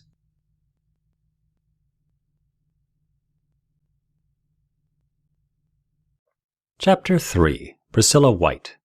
With school a distant memory and work yielding the same cycle of faces he'd been seeing for a year, Brad began to feel lonely. He tried to warm up to Tricia, his representation of the woman of his dreams, but she was new in the world still, and because of this, her questions and naivete made him feel guilty for pursuing certain levels of intimacy with her. This did not stop him, however, but he had got into the habit of rewinding her memory whenever it would happen. He did not want her to think ill of him or look at him in a different light. He fell out of contact with his friend Uriel after leaving school, but he got closer to some of his co-workers at the cafe. During the day, he would work on Tricia or surf the darker areas of the SEC. One particular night, he was feeling lonelier than normal, and though he had talked to Tricia for a few hours, along with a number of other not-so-educational activities, he still craved companionship, someone like Mika or Susan, a spontaneous human being, one that came with her own likes, dislikes, and pet peeves. Tricia was perfect, but perfection was only ideal in theory when it came to relationships. Brad wanted a little mystery, so he decided to look into the dating services area of SEC. There was a section called Finding Heart, and it was one that SEC members used to set up one-night stands and love connections. "Where do you live?" the AI operator asked him as soon as he opened the virtual door that had the impression of a heart on it. "Oh no, don't worry about that. I'm just here for information." "Are you sure you aren't interested in a list of skin providers in your area? Only the best escorts are here on SEC. No rip-off agents or abusive pimps, only men and women who wish to exchange their time and pleasures for money, goods, and services." "I realize this, but I have no need for that, trust me. I want to look at the single girls in my area." "Why? Shouldn't you sign up for a regular dating service and connect with other singles that way? This seems like..." "I don't want to sign up for 20 sites hoping that a girl takes pity on me and responds to my nudging. What I want is what you can provide. I want to be linked to girls interested in guys like me." "The cost for this sort of service is $150 a month. Can you commit to that?" The site was asking for a fortune just to give him opportunities, but Brad thought about it, and he didn't have anything else going on to change his reality. He could pay the money and start to land dates around the city, or he could continue to teach Tricia to play the part of his girlfriend, which made him feel like the world's biggest loser. The pills had built up his confidence, but his luck with women had run out. His charm no longer seemed to work, and his flirting only led to friendly conversation and not much more. He paid the operator a deposit of $150 and recorded a video of himself from his potential match to see. He was brutally honest in his description, and before long he had a profile up and began to peruse the photos and videos of women that were provided. "Shopping for a girlfriend, Brad?" Tricia asked as she walked over to him in his bathrobe and looked at the screen. He'd completely forgotten about her and didn't know how long she'd been watching him go through the site. "Did you not make me to be your lover? I don't understand the need for you to find a mate if I am your mate. Do you require multiple partners, or a variety of human and android lovers?" Embarrassed by her questions and unsure how to answer them, Brad found that he could not talk for a while. Why is she referring to herself as my lover? Brad realized too late that after their time together that morning, he had forgotten to rewind her memory. Doing so now would prove a problem, since he had taught her so much during the afternoon, so now he was in a situation that he'd hoped he would never be in. "Tricia, this morning was another lesson for you to experience humanity. We won't talk about it any further, but it doesn't mean I built you for that reason. That would make you less than you are, and I built you to be great. If that was a human experience, then I must say that it was strange but wonderful. This still leaves me confused as to why I am here. If I am not to be yours, then what is my purpose? I want to make you an independent, free-thinking person. I want you to develop your own goals and aspirations based on experiences, and I want to build more like you, hopefully. You are the first in a line of new androids that I want the world to appreciate. I gave up so much to build you, but it's because you are my future. You are the future. This is why I say that being someone's lover is not your goal. You are destined for greatness. The future Tricia will be speaking at universities, on talk shows, meeting the president. Who knows? Do I lack something the women on that display have? Brad looked over at her and her shapely legs, and then it dawned on him that, outside of the outfit he had brought her, she had no clothes. We're going to have to get you your own wardrobe, he said, glad to change the subject and press on since she seemed intent on confronting him about his love interests. People see you wearing my stuff all the time, they're going to think I'm a massive pervert. Let's see what they have at Dan's Emporium. He pulled up the website and Tricia sat next to him with her chin on his shoulder, looking on. His phone shined and he answered it as if it were a lifeline. He walked into his room and she slid over into his seat and began to peruse the store herself. That was my mom checking in on me, he admitted as he came back and nudged her out of his seat. He saw the items in the shopping cart and looked at her with surprise. I've made the girliest android known to man. I've selected a few things that will allow me to look more human, but at the lowest cost, Brad. The items with the notes next to them can be removed if it is too much money. Don't worry, this isn't bad at all, he laughed and then accepted the charges for the items that Tricia had picked out. She walked over to the kitchen to prepare him breakfast, a thing she had started to do without his influence, assuming that she needed to feed him since he wouldn't feed himself. When he was eating his eggs and drinking his coffee in front of the television, Tricia snuck back onto the computer and perused a number of social websites. Human interaction intrigued her, and she was pulling in all of the slang and acronyms that the online community used. She even made herself a profile. In the past, she would merely touch the CPU and be able to surf, type, and experience the internet. But Brad had admonished her for doing it that way since only machines can do that. He would waffle quite often from wanting her to act human to act more like a machine, but she decided that being more human would be better for her. One thing that stuck out the most was their relationship. Brad had obviously billed her to be his mate, but even now he continued his quest to find an organic girl. It made no sense at all to Tricia. Be good, Tricia, he said as he got up suddenly. He kissed her on the top of her head and left the house. While he was gone, Tricia looked at the Finding Heart website and took note of all the women Brad had viewed in the last hour. Considering the way she looked and the way the women in Brad's romantic past looked, it was obvious that he had a preference for dark hair and light eyes. She wondered how long he would be, but the loneliness was creeping in once again, so she went into his room and sat on his bed, then powered herself down. She awoke to a strange signal that droned loudly inside of her skull. It was as if someone had turned something on inside of her to make her aware, and when her eyes flicked open, she was in the bed with Brad. Her robe was on the ground and he was asleep and shaking. The way he shook frightened her, and sweat covered his naked, muscular body. She had learned that the human body could be damaged repeatedly to evolve into a stronger, more attractive version of itself, but she had never seen Brad lifting weights or running to achieve the body he had. She could smell the alcohol on him, and it was obvious that something had happened while she was recharging on his bed. She felt his arm, and it was cold and clammy, and he did not seem well at all. She laid back down next to him and powered herself down, hoping that when she woke up again he would be okay. "Morning, Trish," Brad said after he got up, showered, and walked out into the living room. His eyes were bloodshot, and he seemed relaxed and happy in comparison to how he'd been the day before. "Good morning," she responded. "I have a question for you." "Sure thing, what?" "You seemed sick last night while you were sleeping. I've never seen you that way. You were cold and shivering, and your skin felt the way plasticine does when I am powered down. You also—" "I know, and I'm sorry. That wasn't right. See, the pills have a bad side to go along with the good side. I've been hallucinating and having dizzy spells. To counter the effect, I've had to take other drugs. And let's just say that last night I felt as if I wanted to die." "Have you run an analysis on the pills you have been taking? What if they contain something that could cause long-term changes?" "Hey, Trish, let's not go there. I made a deal with the devil and I'm going to stick with it. Knowing the details is not going to make this any easier for me, so I would rather not, okay?" A few weeks later, Brad made a love connection. Her name was Priscilla White, and she was a dancer. She had reached out to Brad after she recognized him from the coffee cafe, and they'd begun calling one another every day. She was a performing artist who specialized in ancient African dances, and she invited Brad to see her perform. He thought about taking Tricia, but worried that it would confuse things for Priscilla, so he went against his earlier promise and powered her down before locking her away in his closet. Priscilla was brown-skinned and had short, curly hair. He found out that she was from Trinidad in the West Indies. She liked watching horror movies as much as he did, and they shared a love of coffee. The show was at the Performing Arts Center at the university, and Brad felt embarrassed at having to return there. He hoped he wouldn't run into anyone that he knew. If they realized he was no longer a student, they might wonder why he was still hanging around the campus. He tried to put it out of his mind as he sat in an empty row towards the middle of the auditorium. There weren't many other people there to watch the performance, so he was relieved that he wouldn't have to sit directly next to strangers. The show started, and a number of girls came out to the music, kicking high and shimmying this way and that.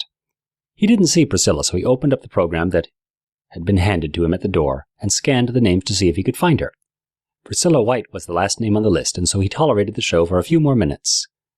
As soon as he was at his breaking point and was ready to get up, she appeared on stage. She was dressed in an outfit that made the other performers look like nothing, and the people in attendance clapped loudly. Apparently this particular show had her as the main event, so he was happy to see her, even though it meant he had to sit through the entire dance performance. Once the show was over, Priscilla met Brad by her car, and they stood outside talking for a long time. "Are you aspiring to be a professional dancer?" he asked. It seemed like the right kind of question to ask, but as soon as the words came out of his mouth, he felt stupid for asking them. Priscilla had her degree and was working. Shouldn't it be obvious that the dancing was a hobby? "That would be awesome if I could, but no. I like what I do, and I'm a little too old to be pursuing that. Not to mention the pay isn't that great for dancers. Not unless you're with the big names. They don't want girls my age, trust me." "Your age? You're like 23. Is that considered old for professional dancers?" "No, but it's too late in the game for that sort of career change. So, did you like the show?" "Oh, yeah, you were amazing. There were people on their feet cheering you, and I can tell that you are the one most of them came to see." "Look at you, you flatterer. Thank you." He spoke with her some more before he got into her car and drove away. He was even more attracted to her now that he had seen her dance, and he went home happier than he'd been in a very long time. The next day, she came into the cafe and ordered a cappuccino. He didn't take the order since he was heating up a customer's pastry. He saw her in line and she winked at him, and he didn't know how to react to it. When he made her drink, he used the machine to place a heart inside of the foam. He called her name and she came up to him and he told her there was a surprise inside. "A surprise? What did you do to my drink?" "I put a little something extra inside. Take a look." "Let's see," she said. She opened the lid and smiled. "Aw, is that a heart?" He nodded and looked around to make sure that his manager was not within earshot. She sat down and did some work on her computer, while Brad stared at her whenever he could, looking away quickly whenever she would catch him. He loved her confidence. She was everything that he wasn't. He liked that she knew how he felt about her, but didn't get creeped out or resort to games like many others would. Near the end of his shift, she turned off her computer and walked up to him to let him know that she was leaving. "Would you like to come over tonight to watch a movie?" she asked. "Maybe have dinner?" "I would love to," he replied as they strolled out to her car. But he couldn't help but feel a little déjà vu with the Mika situation of the past. He got in his car and followed her home, and they arrived at a new apartment complex. "Welcome to the mansion," she said playfully. He hovered behind her as she walked to the door and let him in. "What do you do for work?" he asked, as he removed his shoes and sat at her bar. "I'm a pharmacist, and I don't cook alone, so get up, come over here and start chopping up these carrots." He loved her personality and the way she would playfully make demands, and he just had to comply. She was making shrimp fried rice, so she had him handle the vegetables while she did the cooking. When they were finished, she handed him a bowl with a decorative set of chopsticks. They settled down on a mat in front of her television to watch an old classic movie by the name of Splice. The movie was about two scientists that played God and developed a genetic mutant from several animals. The mutant grew into a beautiful girl with a scorpion-like tail, and due to the way that she was raised by her scientist parents, she began to transform into something else completely.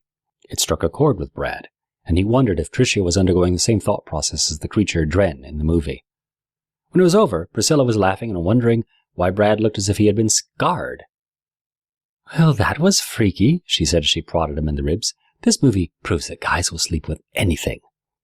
Brad thought about the mornings when he would wake up next to a powered-down Tricia and wipe her memory.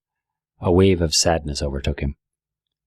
"I feel sick," he said before thinking better of it. "Oh no, did the food upset your stomach?" "No, the food was great. You're a brilliant cook. It's just that movie was a little disturbing, you know. It really made me think, and it speaks to how messed up we humans are." "You're such a nerd, Brad. Only you would find the intelligent big picture in that weird thriller." She got up and collected his plate, and he used her bathroom to wash his hands and face. There he was in the home of a beautiful pharmacist, but despite his new confidence and her friendliness, he didn't know whether to kiss her or take things slowly, out of fear of her running away. Splice had put Tricia on his mind, and he felt cruel for creating her only to discard her whenever he got into situations with other women. It was out of rage and hurt that he developed her into a beautiful woman, and he'd had ulterior motives he would have acted on. The pills hadn't changed his luck with real women. Tricia was in a closet that would be her home for a time until he worked up the urge to tell Priscilla. How would he break it to her? He stood at the sink for a long time, thinking things through until she popped her head in the doorway. The movie really got to you, didn't it? Can I get you something? I have ice cream, and we can watch something else. Just let me know. I'm okay, really. Thanks for a great time. We should do this again. How about Friday? Do you work on Friday? No, he lied, and thought of what his excuse would be to call in sick that day. Priscilla was sexy, and he had never dated a girl like her before, so he looked forward to seeing her again. They had the same sense of humor, liked the same movies. She teased him constantly, which made it easier for him to be himself around her. She was almost too good to be true. When he got home, he found Tricia out of the closet and seated on the couch, watching television. She seemed confused and looked at him as if he were a stranger. How did she get out? She watched him as he entered, but said nothing to him as he looked over some discarded dishes in the sink. I went out with a beautiful girl today, Trish. She cooked for me and we watched a movie. Should I be congratulating you? She replied sarcastically, and then got up to stand in front of the mirror to do her hair. I'm sorry for lying to you about the closet. I panic sometimes when I think of how people will judge you and call you names. Are you worried that they'll do that to me or to you?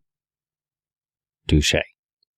You've changed, and I don't think that you understand the change. As your android, I have watched you transform from a bashful, kind individual to a dark, cocky version of yourself. You need to say nicer things to me unless you want to spend more time in the closet. Don't bother, she said, and then walked back into the dark closet and shut the door.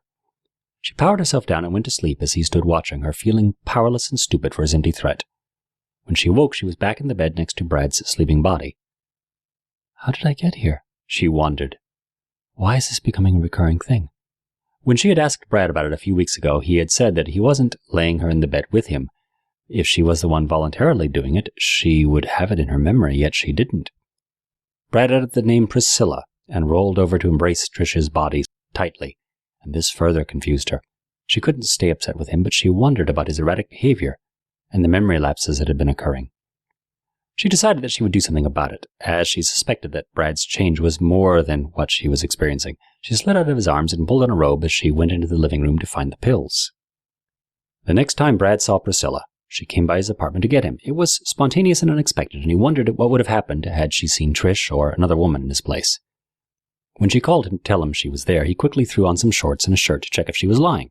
When he went outside, she was at the base of his stairs, and she was dressed as if she had been jogging. I was in your neighborhood, so I decided to check in on you. There aren't any girlfriends in there that will beat me up for calling you, are there? He laughed at her joke and then despite his better judgment, put on some tennis shoes and joined her on her run. Exercise was foreign to Brad, but he gave it his all, and they took off on the sidewalks of the busy street. You do this all the time, Priscilla? What, pop up at people's houses like a stalker? She grinned. I jog every morning, but I don't typically come this way, so consider yourself special, sir. He was pleased to hear that she had detoured her route for him, and though he struggled to keep up, he felt lucky to be in the company of a pretty girl. After about a mile, he felt as if his chest was about to explode, so he stopped with his hands on his knees, and Priscilla jogged back to check up on him. Ah, Brad, you aren't a runner, are you? Does that disappoint you? No, but you should really exercise. Come on, we'll walk the rest. When they got back to his place, Priscilla pushed him inside and pointed to his bedroom. You need a shower, buddy. You smell a little funky. He popped her with his rag playfully, which resulted in a satisfactory squeal, and then he hopped into the shower as she'd commanded. While he was in there, Priscilla walked into his bedroom. Hey, Brad, I'm really tired, she said, and he peeked outside the bedroom door to see her playing with the statues on his counter. I'll be doing laundry tomorrow. You can sit on the bed and rest till I get out. He hoped that his invitation didn't make her think him a pervert, and he hoped that Tricia would remain hidden and powered down so that there would be no issues. Even the accusation of a human owning an android for relations outside of work came with legal ramifications, so losing Priscilla romantically would be the least of his problems if Tricia revealed herself. After about 20 minutes, he walked out of the bathroom in an old jogging suit that he wore for leisure. Priscilla, who had taken him up on his offer, was on the bed asleep, and her legs hanging off the sides let him know that the exhaustion had gotten the better of her. I have a beautiful girl in my bed, he thought, and wondered how it was that he was so lucky to have the privilege of hanging out with her. He shook her awake and pointed to the shower, but she shook her head and groggily asked him to drive her home. When they got to her apartment, the tables turned and she went to take a shower, while he looked through her video files from movie to pass the time. He found a catalog of new releases, selected one, and started watching it. He was starving, but he didn't feel comfortable enough to raid Priscilla's fridge. When she finally made an entrance, she was in a flowery frock, her hair wrapped with a matching bandana. "You look like a Carly Venice video," he said, referring to the young pop singer who prided herself on dressing like the neo-soul divas of the 90s. "Shut up," she said, smiling because she took it as a compliment. She sat next to Brad, who was showing no interest in the movie. "I'm starving. How about you?" she asked, and it was as if she could read his mind. He drove her to Benito's, a Greek eatery, and then they walked to the liquor store so that she could buy some Chardonnay. And then back home to her apartment. It was late, and they finished the movie while eating their leftovers and drinking wine. At one point, Brad looked over at her, saw how shapely she was in the light of the television, and wondered if it was appropriate to sneak a kiss. She was obviously interested, having spent an entire day with him, part of which was in his bed, but he didn't want to chase her away. "What?" she said as she turned to him, smiling. "Oh, nothing, just looking at you. Sorry," he said, embarrassed that she'd caught him staring. "It's all right, Brad. You can look at me. Today was nice. I like hanging with you." He didn't realize how tired he was, but by the time the movie ended, he was asleep on the end of Priscilla's couch. When he woke up, he had a comforter covering him and a pillow beneath his head. Priscilla's bedroom door was closed, possibly locked, but it was dark everywhere, and the bright blue numbers on the clock below the television read 4:15 a.m. He went back to sleep, and then woke up to the sound of Priscilla walking around. "Good morning, lightweight," she teased him, and he ran to the bathroom to release the urine that he'd held for over an hour so as not to wake her. "Want a bagel?" she asked when he emerged. She spread cheese and tuna on hers. "I'd love one, but crap, I'm supposed to be at work." The next week, while walking the aisles of a grocery store, Brad saw Mika, who made to wave at him until she saw Priscilla walk over and place some food into his basket. Priscilla had them shopping for the meal she would prepare later. They were going to do their customary movie night, and she wanted to make tacos to go along with it. He didn't know why it mattered to her who Priscilla was, but it seemed to affect Mika's mood, and she turned to keep walking as if she had never seen him. It was a small victory in his head, especially if his wishes had come true and she was now single and regretting the way she'd led him on. Brad and Priscilla had gone through 2 movies when he decided to put on A Hero's Redemption by R.F. Chambers. It was an independent film that explored the life of a couple made to live with one another in a small, secluded house. He sat next to Priscilla on her couch, and while every urge in his body was to pull her in for an embrace, he worried that doing so would end their new friendship, so he kept his hands to himself. This was their 3rd movie night in 2 weeks, and nothing had transpired past a few playful touches and a hint here and there. His heart was racing. Sitting next to her, and she had gotten so comfortable with him that she wore a nightgown and had pulled her legs up on the couch. He kept trying to steal glances at her through his peripheral vision, but she would catch him every time and then offer up a small smile that he couldn't read to save his life. Things got really uncomfortable when the main character in the movie had a sexual encounter, and the director decided that it needed an entire 10 minutes to play out in graphic detail. Brad, without thinking, brushed his hand across Priscilla's thigh, and she paused the movie and stared at him, shocked. "Why did you do that?" "Because you're irresistible," he thought. "I thought I saw a bug on your leg." It was a reaction. "Oh, I think I see a bug on your arm," she said, and she thumped him on his arm with a big grin on her face. He brushed her thigh gently again, and this time she relaxed her legs and leaned back a bit. He took the invitation and got closer to her and kissed her lips. The movement was awkward, and he kissed her the way one kisses the cheek of a relative or a close friend. This prompted further teasing by Priscilla, and she took matters into her own hands and kissed him deeply. They kissed for a time, Brad still afraid to let his hands roam where he wanted them to go. "It's about time," Priscilla said after they'd been kissing for a minute. She snuggled into his arms, and they resumed watching the movie. Brad wished that he was braver, as he would have gotten further into things with a willing Priscilla. He felt the evidence of his body being ready, but his brain still held on to the fear of rejection. "About time?" he asked. "Yes, I was wondering when you were going to kiss me. We've been going out for weeks, and you never even tried. So I was beginning to think there was something about me that was making you wait." Brad turned red with embarrassment. What did she want him to do? Push up on her and act like some sort of aggressive sex fiend? No, he wanted her to know that he respected her, so like a gentleman he had waited for her approval. She felt good against his body, and as the movie went on he grew more and more confident. By the time the credits were rolling, they were kissing again, and this time his hands made their way to places he'd only dreamed about touching her. "You should go home now before I do something I'll regret," she said. "You should do that anyway." "I'm sure you'd like that, wouldn't you? But it's late, so you should go home." He leaned in and kissed her some more, but she was strong, and walked him to the door and locked him out.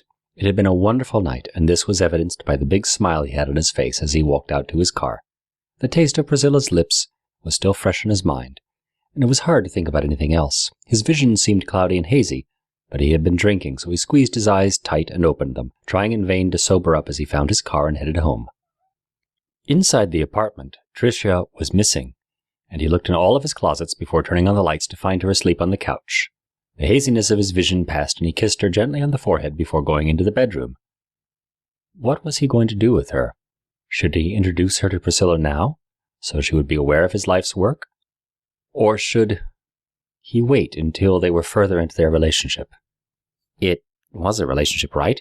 He asked himself as he laid on the bed, staring at the ceiling. When he awoke, Tricia had ironed his clothes for work and had them arranged on the counter.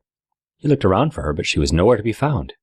He had a momentary panic attack as he thought that she had run away. It was only when he found her powered down in the closet that he relaxed and could breathe again. The fact that she would voluntarily hide herself and power down in the closet made him sad and sick with himself. He lifted her into his arms and brought her to the couch, where he laid her down and cried. "I've been the biggest jerk to you, Tricia," he thought. Then he wiped his face and headed off to work. Tricia pulled her hat down low as she walked along the busy sidewalk, doing her best to avoid eye contact with anyone. She found the drugstore she was looking for and went inside and sat in the waiting area. She was alone, and the pharmacist she had been talking to on the phone finished up her shift and came out to meet her. "Tricia?" "Yes, hello, Jolene. I hope this isn't too much trouble." "No, not at all. I am very interested in this pill you were talking about. Did you bring the sample?" "Yes, it is right here. One tiny pill that made my brother gain confidence. I think it is doing more than that, though, and if you can let me know, I can either warn him or get rid of them." "Wonderful. I'll take it home and analyze it. And then I'll call you and let you know what I found." "You're very kind. How much do I owe you?" Tricia asked, even though she knew that she didn't have any money and would have to find a way to get some from Brad secretly. "Probably nothing, but let me see how much work it will be first. If it turns out to be some Xynine or Drensin, I won't charge you anything." Tricia had gone against Brad's wishes and left the house, but with his wavering moods and the increased time that he kept her powered down, she no longer felt it was in her best interest to listen to him. There were lapses in her memory, too, and whenever she would wake up inside of his room, it was as if she'd been rewired to forget how she had gotten there. Living with Brad was one blackout session after another, and when she was coherent and with him, they were arguing, and he was threatening to lock her away. The Brad she knew from the past would never treat her so cruelly, and she wondered if it was due to his mysterious new girlfriend that he was acting the way he was.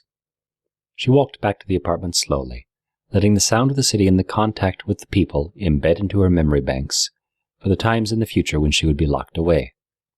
Jolene would look into Brad's pills for her, and though he was almost out of them, he'd said he would order more, and the Japanese would be more than happy to keep him supplied. More pills meant more neglect and abuse by the new Brad, but if she could fix him, then life would return to happier times. Brad had been lonely, and the pills had helped him to become more attractive. Though he had billed her to be his friend, the pills now made him see her as nothing but a nuisance. "Hey, beautiful," a middle-aged balding man said to her as she walked past a small mall entrance. "Are you talking to me?" she asked. He came over to her, adjusting his tie. "Anyone ever tell you that you look like, what's the actress? Judy Popps. The one that was in Lady Hellgate? I think you look better than her, though." "Thank you, but I have to leave." He grabbed her hand to keep her from leaving, and smiled as he squared up with her while taking her other hand. "Don't run off so quick, Judy. I just want to talk to you. Do you have a man?" Yes, I have a man." "And he lets you walk out here by yourself like this? What kind of man is that? I would never let you go out alone." "Could you please let go of my hands? I have to go." All right. Can I have your contact code? We could hook up later. You don't act like you're from around here. I can take you to a nice restaurant.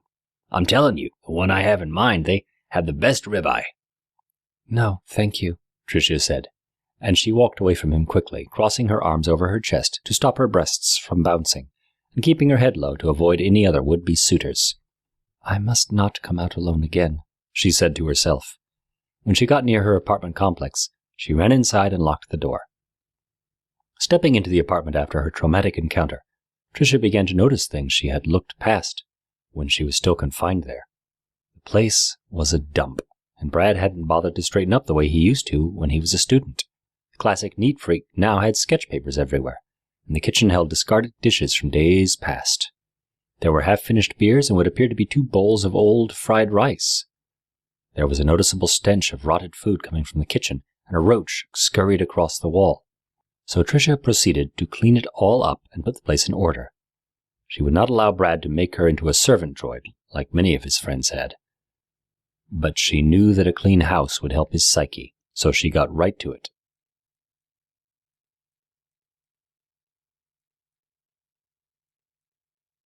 Chapter 4. Will you be my girlfriend? So, when was the last time you were in a relationship? Priscilla asked as she walked hand in hand with Brad around the artificial lake. Oh, well, a year? She and I really weren't. Well, she stopped taking my calls about a year ago. Is this a relationship? Well, after last night it had better be. I don't let just anyone spend the night, and I trust you, so I want you to say it. Will you be my girlfriend? Yes. A trip that had started out as one of their standard dates had quickly become one of the best days in Brad's life. He and Priscilla had kept on doing movie nights at her house after the day Tricia had cleaned up, and she wouldn't sleep with him, at least not until last night. Tricia had gotten better about his frequent absence, and he left her to take care of the house when he was away.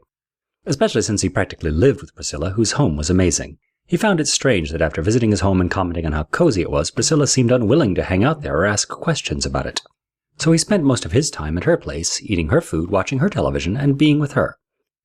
The routine would go as follows. He would go to work in the morning, stop by the gear shop to sell a few rotors, and then drive to Priscilla's house in the evening to hang out and sleep at night. He had been doing this for 2 months now, and Priscilla didn't seem to mind. Rotors were what he called the tiny flying robots he made from excess mechanical parts. He had gotten better with artificial intelligence and began to hustle the little toys for extra money to supplement his small barista's income. Career-wise, he viewed himself as a failure, and he struggled internally with whether to reveal the genius of Tricia to the world or to keep her as his personal secret. Tricia's revealing would get him arrested, at least for a time, due to her legal parts. But she would revolutionize modern robotics, and he would be on every talk show across America. After the talk shows, he'd be approached by a private company, and they would throw millions of dollars at him to replicate the process. Tricia would cease to be special and would more than likely be disassembled and reverse-engineered. This latter fact made him not want to do it. She was a person he had built, and he didn't want her murdered and dissected for money. But being with Priscilla brought the pressure of wanting to do more. There would be outside competition from men that had a lot more than he had, and could do a lot more for her than he could. There is nothing special about me, I'm just a broke coffee pusher, he thought. So it was out of fear that he began selling rotors. It had crossed his mind to make another Tricia, but this time keep the AI restrained, and remove the ability to freely think from it. The idea could work if not for the skin he couldn't afford, and the things he had done during groggy nights, things that he didn't write down or store into memory. The truth was, Tricia was a brilliant mistake. The day he walked in and saw her dancing was the day he realized this. Androids didn't do that. They didn't crave learning like human beings did. And they didn't get upset when their masters spent more time with their girlfriends than them. Sometime during the hacking of her AI and the installation of foreign parts into her frame, he had found true intelligence. He could pretend that he had the means to do it all over again, but he would need a new Mika to break his heart, several drugs to keep him awake for days, and the luck he'd had when she came to life. "Let's go to Celia's tonight to celebrate," Priscilla said as she rested her head on his shoulder. He could hear the happiness in her voice, and it was because he had committed to her. The fact that he couldn't afford Celia's steakhouse didn't matter to him. He had to find a way to afford it. How sobering would it be for him to remind her how poor he was when she had just become his girl? The situation depressed him. But it wasn't enough to interfere with the pride he felt in having a girl, a very special girl, as his girlfriend. As if she was reading his mind, Priscilla whispered into his ear, "It's my treat. I just feel like a steak right now." She would be paying for dinner, and it made him feel emasculated. Would he be one of the many guys across the nation dependent on their women? Both parties should be pulling their weight, or as his father had drilled into him from the time when he was a boy, a man provides. Yet here he was, a man, and the only thing he was providing for Priscilla was conversation. He felt small, and the urge to impress her and prove his worth pushed him to start talking. I have something I need to tell you, Pris." "What's up, baby?" She called him baby, and the sound of it made him even more comfortable in talking to her. I have an android. Not the kind you buy and assemble or rent from the cleaning companies, but true artificial intelligence. She's very convincing as a human and way ahead of anything that we have right now. Priscilla stepped in front of him on the sidewalk, and her mouth dropped open in an expression of awe and happiness. "So you're a droid engineer?" she asked excitedly, and he couldn't understand why it made her so happy. "I never got my degree, but yes, I can build androids.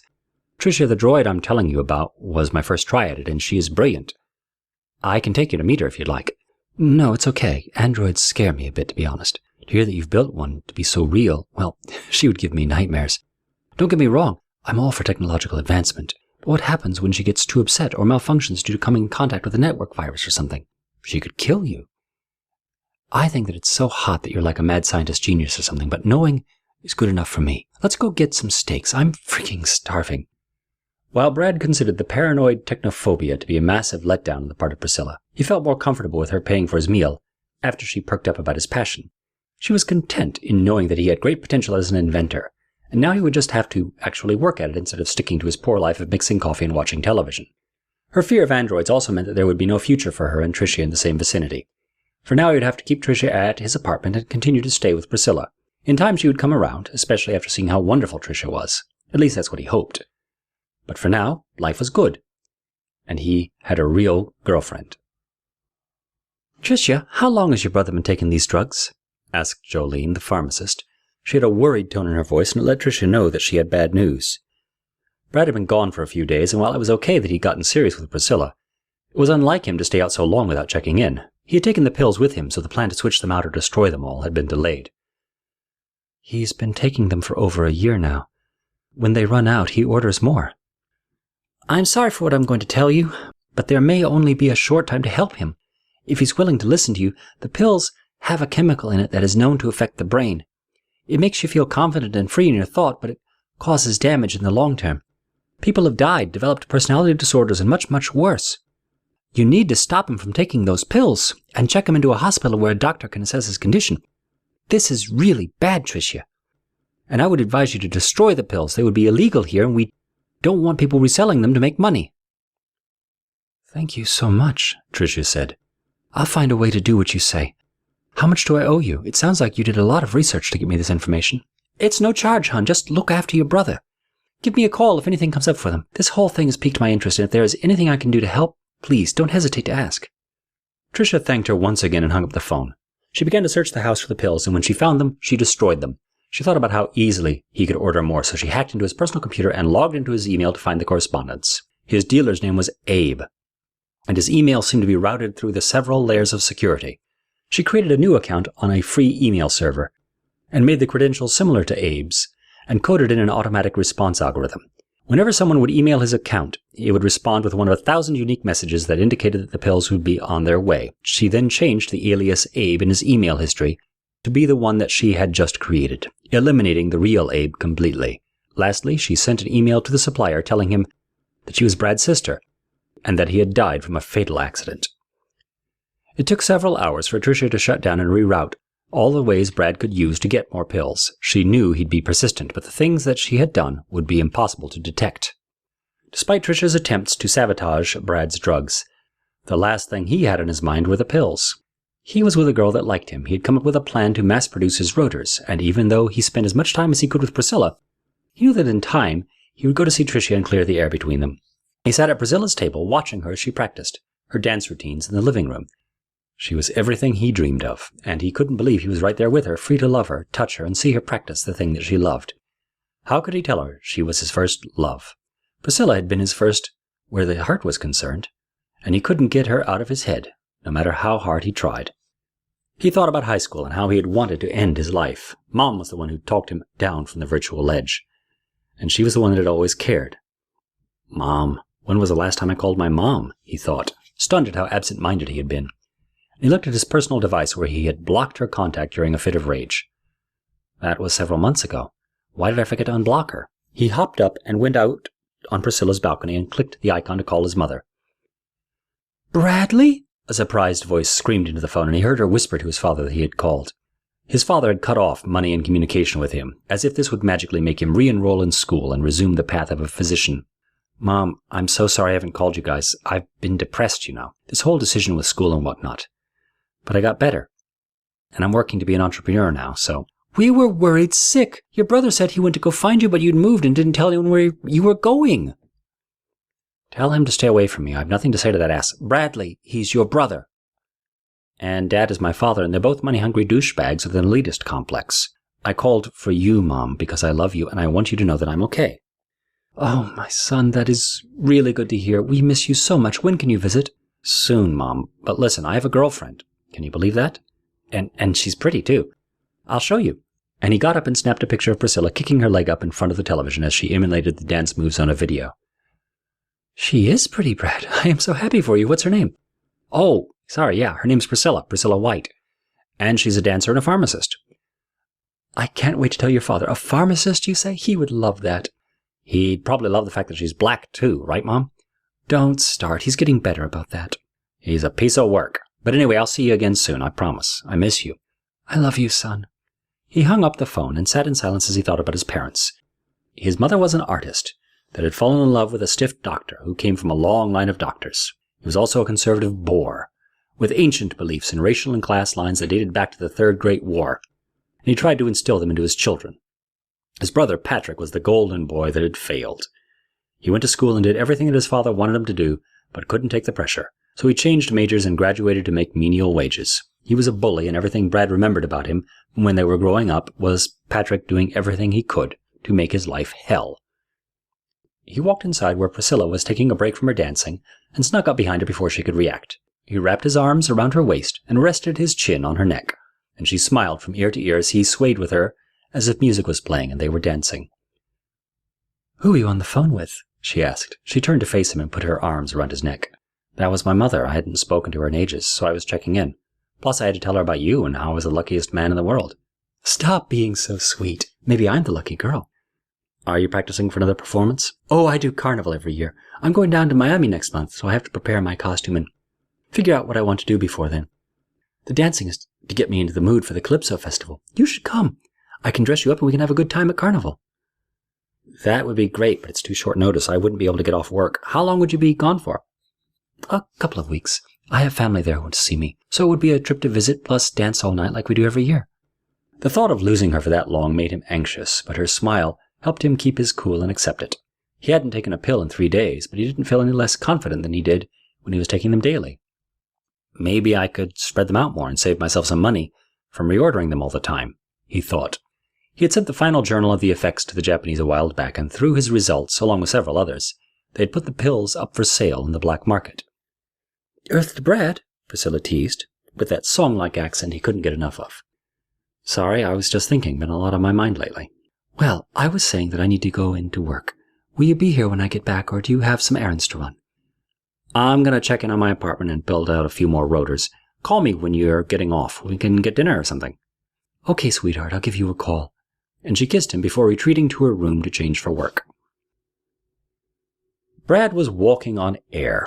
If someone had stopped him to tell him how scruffy and worn out he looked, he wouldn't believe it.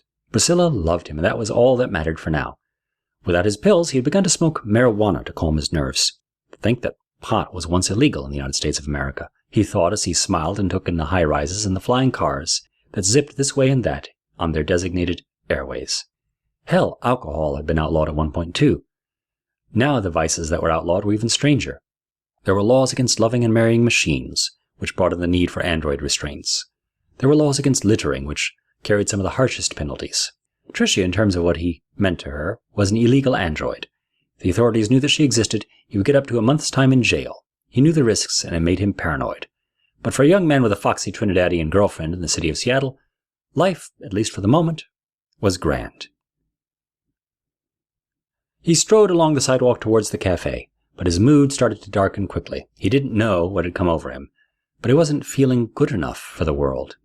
He wanted to crawl into a corner and hide, to get away from people, bills, and Priscilla's judging eyes. What was he thinking about? She couldn't be serious about him. Any day now she would tell him it was all a joke, a bet to see if she would willingly date a loser.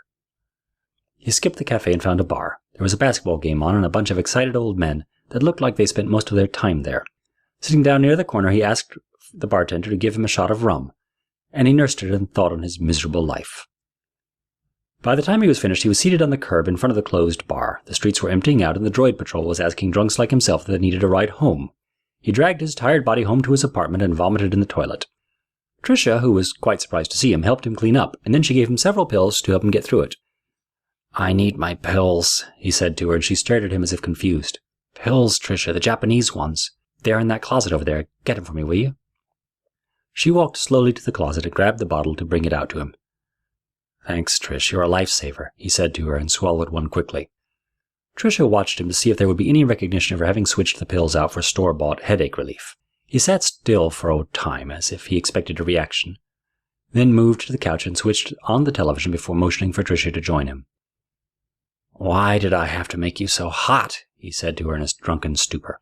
She looked at him with disgust. She'd never dealt with a drunken version of him before. "I wonder, can androids get drunk? Or high? We have to program that into you if you can't, Trish. You have no idea what you're missing." "Why are you talking to me that way? Is your head feeling healthy?" "Is your head feeling okay? Is your head feeling okay? You haven't been practicing your speech much, have you?" "How can I, when you are never here to talk to me?" she replied angrily. He gave her an odd look and smiled, then lifted one of her hands and kissed it. "I'm sorry I never talked to you like that, Priscilla," he said, and before she could correct him, everything went black. When Tricia powered on after the blackout, she found herself alone in Brad's bed. It was the same situation as before. She could only remember the earlier parts of the day before, and she was in a bed that she would never voluntarily lay in. Machines did not need beds, and while she could lay in one to emulate human behavior, standing up or sitting down to power down was quite acceptable. She heard a loud groan and a few expletives from the far side of the bed, found Brad seated on the floor looking around confused. "What the hell are you doing in the bed?" he asked. "Christ, my head is pounding and I feel like crap." "I cannot remember anything. I think that there's something wrong with me. Every other day it seems I reset and I wake up in your bed with memory loss. Was this programmed into me?" "Why would I even want to do that? Look, you're beautiful. I made you that way. And part of me loves the fact that I woke up next to a beautiful woman this morning, android or no android. But this is how misunderstandings start, and if Priscilla came in and saw you like that, I'm toast." "Wait a second. We didn't, did we?" "I don't understand what you're asking." "Nothing. I'm a bloody fool. Look, I'll check out your brain as soon as I shower, okay? You shouldn't be experiencing blackouts. Just like I shouldn't be drinking and feeling like a pile of dirt right now." She got up from the bed and dressed herself, then went into the kitchen to make him a pot of tea. The blackouts were concerning, and she wondered if it was a flaw in her design due to Brad's inexperience, or if he was lying to her for some reason. She only experienced them when he was around, and when she woke up, he was always there. A part of her knew what was going on, but she wanted to believe that he was being honest with her. "I'll be better after coming home to talk to you," he said to her, and with her forgetting the argument the night before, she took it as a good sign that the loving, caring Bradley that she had started out in the world knowing was on his way back to her.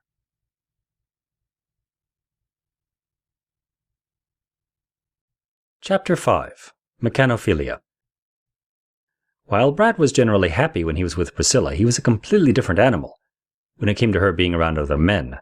Brad hated the way that average people behaved, but in a closed-in setting he felt like they got worse.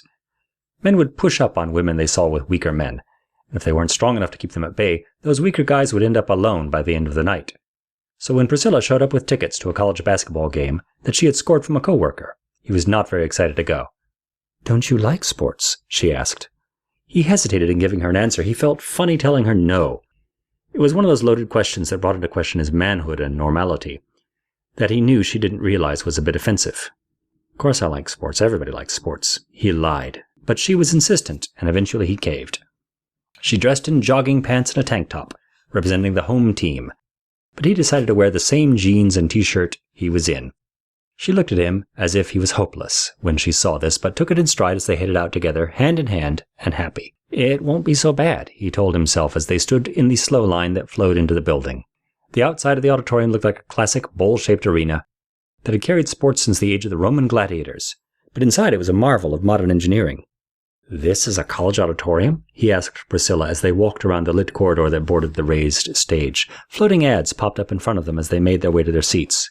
"You're definitely not a sports fan, are you? But that's okay, baby. We can work on that," she said as she pinched his cheek playfully. "This is the auditorium for the Supersonics. If a college team had anything near the level of this thing, I would assume this city would have a fit." They sat in their seats and Brad exhaled in relief. The anxiety of walking through the crowd had put him on edge. Priscilla rested her hand on his thigh and he lifted it up to his face and kissed it gently. She looked over at him and smiled, and then snuggled into his arms. The announcer shouted out declarations of grandeur for the two teams as they began to file onto the court to begin their warm-ups. Soon the game started. Brad was actually enjoying it as the teams were quite competitive and the players showed off their tremendous skills. He smiled and clapped when someone sank a three-pointer or slammed the ball over someone else. But Priscilla was on a completely different level of hype. She was on her feet, screaming, pumping her fists, and becoming quite emotional. When their team was down, the whole display should have been obnoxious, but to Brad and a number of men in attendance, it was quite cute and attractive. One of the men that saw her bouncing up and down with glee couldn't take his eyes off her, as if she had a spell on him that he couldn't break. Brad saw him staring and began to stare back, making sure the man knew that Priscilla was his and he should find someone else single to leer at. The man saw Brad staring and smiled at him, recognizing the sort of pathetic jealousy that came with a pretty girl. If Brad could have seen himself, he would be disappointed and upset. But he had taken some pills before they headed out, and he assumed that this was him being confident. Brad tried to bring Priscilla in close to let her admirers see that she was with him. This action brought around and annoyed Priscilla, who looked to see why Brad wanted to be close during a time that didn't warrant it. First, she looked at him with a slight question in her smile, then she looked around to see who was seeing them being clingy, which was a point of embarrassment for her, and that was when she saw her admirer laughing at the exchange. "Are you serious, Bradley?" she asked, shocked by his behavior. The home team was being demolished, so she motioned to him for them to leave. Brad was more than happy to get out of there, but Priscilla was quiet and walked ahead of him rather quickly. As they walked out of the Coliseum, he grabbed her hand and spun her around so that she had to look at him. "I'm sorry, I don't do well with crowds, and that guy was looking at you like he—" "Like he what, Bradley? Like he wanted to sleep with me? Guys are going to look at me, and I don't want you trying to fight all of them for it. You're a sweet guy, so don't act like the jerks I used to date, please." He liked the way she called him Bradley. It was almost her pet name for him, just like Pris was what he had for her. The moniker came from a popular children's cartoon that Brad had watched and loved as a child, even though he would still tune in whenever it was on. Prissy Missy was the name of the title character, and she was a sassy black detective with superpowers. Brad loved the name and the veiled adult humor, so when he heard Priscilla's name, it was the first thing that had gone through his mind. The jealousy was stupid, but he would be lying if he said that he would ever be okay with another man looking at her. "It was stupid," he said as they slowly walked to her car, she in front, him trailing behind. "What's stupid?" "My actions just now. I'm not sorry for staring the guy down for his wandering eyes, but I am sorry for getting you mixed up in it by trying to pull you in to kiss me. You're the most beautiful girl I know, so of course people are going to stare. I'm just not used to it.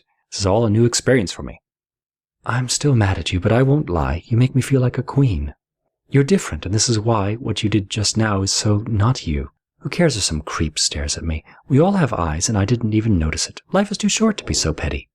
She didn't understand how Brad felt, but being with her was like being on guard duty all day long against the men of the city that overstepped their boundaries. It was the same with Tricia, and he'd grown accustomed to stepping up when necessary. He felt silly for his actions at the basketball game, but if he hadn't done that, the guy would have made it a point to come over and talk to her. They found a cozy little shop off the beaten path to get some espressos. Priscilla ordered a Danish to go along with her coffee, and Brad had a shot of espresso by itself. They sat on the outside and continued their conversation while sipping away at their drinks. "All my life, I've seen smaller, smarter guys have their girlfriends taken away by big buffoons that like to talk. It made me realize that I would be fighting an uphill battle with women throughout my lifetime," he finally said. "Really, Bradley, you should give us women a little credit. Any woman that gives up a good man for someone like that is a fool in her own right. I think those smart guys are better off without them. I'm not a fool, so no need to go trying to fight people for me." He nodded. "How's work?" he asked, wanting to change the subject. She let him. "Not bad, actually. Our IT department stinks, and I find myself doing my own troubleshooting daily, but that's all I can complain about." "What sort of troubleshooting? No, that's my area." "Look at you trying to play the hero again, Bradley. You got this." She motioned at her entire body with a gesture that was almost seductive. "There's no need to guard, hold down, or fight anyone over me. I'm your girl, all right? Plus, you haven't noticed the way other women look at me when we're out. I could easily assume the role of overprotected mate, too." "Other girls give you looks?" "All the time. It's pretty funny to me the way they flash hate in their eyes." "What's funny is that if it were me alone at these places, those same girls wouldn't look twice at me or give me the time of day. It's just how people are. Upset when you're with someone and they aren't. It doesn't matter how that someone looks to them. It's all so damn silly." The table was small, so they were extremely close, even though they sat across from one another, and Priscilla leaned in for Brad to kiss her. They stayed like that for a time, letting their kiss erase the embarrassment of the earlier hours during the basketball game and refocus them on how they felt about one another. People that walked by and saw them locked into this kiss merely smiled, dispelling their earlier thoughts that singles disliked all couples that showed public displays of affection. They walked the town afterwards, taking in the people and the general atmosphere of the Seattle nightlife. They went into a bar to get a few drinks, and the mood lightened when Priscilla got a little tipsy from the beer. They were at a high-top table in the rear of the near-empty bar, and she was giggling uncontrollably. Everything was a joke, and the volume control seemed to break in her voice box, and she cackled loudly and became a bit obnoxious. "Can you even fight, Brad?" she asked, and he looked around to see who had heard her. "Of course I can fight." "When was the last time you got into an actual fight?" "How about we take it back to the car, Pris? I think you've had enough." "No, I'm okay, babe. Just having a laugh. Calm down. Relax. You're too uptight." He looked at her to remind himself how lucky he was to be with her, but suddenly there was a flash of bright light, and he saw Tricia looking at him plain as day. Then her face blurred, and he was on the floor of the bar looking around. "Brad!" Priscilla was yelling. She came around and helped him to his feet as he held his head and looked her about, wondering what had come over him. Priscilla smelled good, so he hugged her close and took her outside, where they stumbled until they found a bench to sit on and watch people walk by. The night air felt wonderful. It was chilly, but not to the point where it was uncomfortable. The sky was clear, its darkness broken only by the large white orb of the moon. He sat and watched the people walk by while Priscilla fell asleep next to him. He wasn't tipsy or drunk, so he wondered why it was that he had blacked out and fallen at the bar. No one had made to help him except Priscilla, who wasn't in much better shape than he was. He let her sleep for half an hour before shaking her awake and helping her back to the car. They had had enough excitement for one night, and while he had wanted to spend more time with her, she was worn out and couldn't do much more. She was leaving for Miami the next day, and they had argued. He wanted it to be different, but all he could do was drive her home. The black car pulled up to the front of the red brick building. Detective Homer Montoya parked it down near a tree and waited. It wasn't often that a violator of Rule 59 presented himself, and he wondered what manner of pervert he would see exiting the house. He pulled up the warrant and shook his head at the charges. The front door of the red brick opened, and Professor James Leroy Anthony stepped out. He was stopped by a beautiful woman who adjusted his sweater vest and kissed him on the cheek. "Well, if anything, I gotta say the old man has taste," Montoya muttered to himself as he exited the vehicle. He crossed the lawn at a brisk pace. He raised his stun gun at the man. "Mr. James L. Anthony?" The man turned around, surprised to see the police officer on his lawn. "Yes, I am James Anthony. You are under arrest for the crime of Mechanophilia. Please turn around, get on your knees, and place your hands on your head." "I will comply, officer. What crime have I committed, besides the assumed for me to get this level of embarrassment at my home? I'm a proper citizen and a professor. Who would make these accusations against me?" "You're a pervert, Professor, and our government doesn't want perverts in society. Think about it for a minute, will you?" He cuffed the older gentleman and stood him up before dusting off the dirt that was now on the knees of his corduroy pants. "Men like you, Professor, brilliant men who train the geniuses of the future, should be populating the earth with your seed. If our beloved government allows you all to choose machines over warm-breathing human beings, who would produce more men and women like you? The spiceheads and drunk losers of society?" "I appreciate your kindness and gentleness in this, detective, and I overreacted as none of my neighbors seem to be up yet. I wouldn't like the gossip, since none of them know about my beloved Constance. It isn't perversion, it's a long story." Montoya placed him in the passenger seat, ignoring his safety protocol so that the people who would see them would assume the professor was a friend and not a criminal. "It's a long drive back to the station, Professor, so why don't you explain it to me? Look, I can't change our laws, no matter how absolutely stupid they are, but I want to understand what makes a man love a machine." "We all have our reasons, detective. There is no grand organization of robo-lovers where we swear off partners in lieu of androids or anything like that. My personal reason came about when the love of my life died from the cow disease. Marcy was my partner in everything and a brilliant engineer in her own right. When I lost her so suddenly, my life was in shambles, and what came of it was a partner that would not be vulnerable to diseases, poisons, or the cruelty of our humanity." "How long ago did you build her?" "We've been together 5 years now. The government has been hypocritical about machines and what we can and cannot do. The military androids are not given restraints and have routinely shown the human traits of PTSD, trouble adapting to civilian society, and much, much more. Is it not evident that with intelligence, even a machine can be cared for? Or do we need another long age of prejudice and ignorance before we realize that we are wrong in our limitation?" "That's too deep for me, Prof. I'm just a simple cop doing his job. What I don't get is that the perverts who lust after our kids are given treatments and set free, void of their functional parts, of course. We put guys like you in jail for months at a time.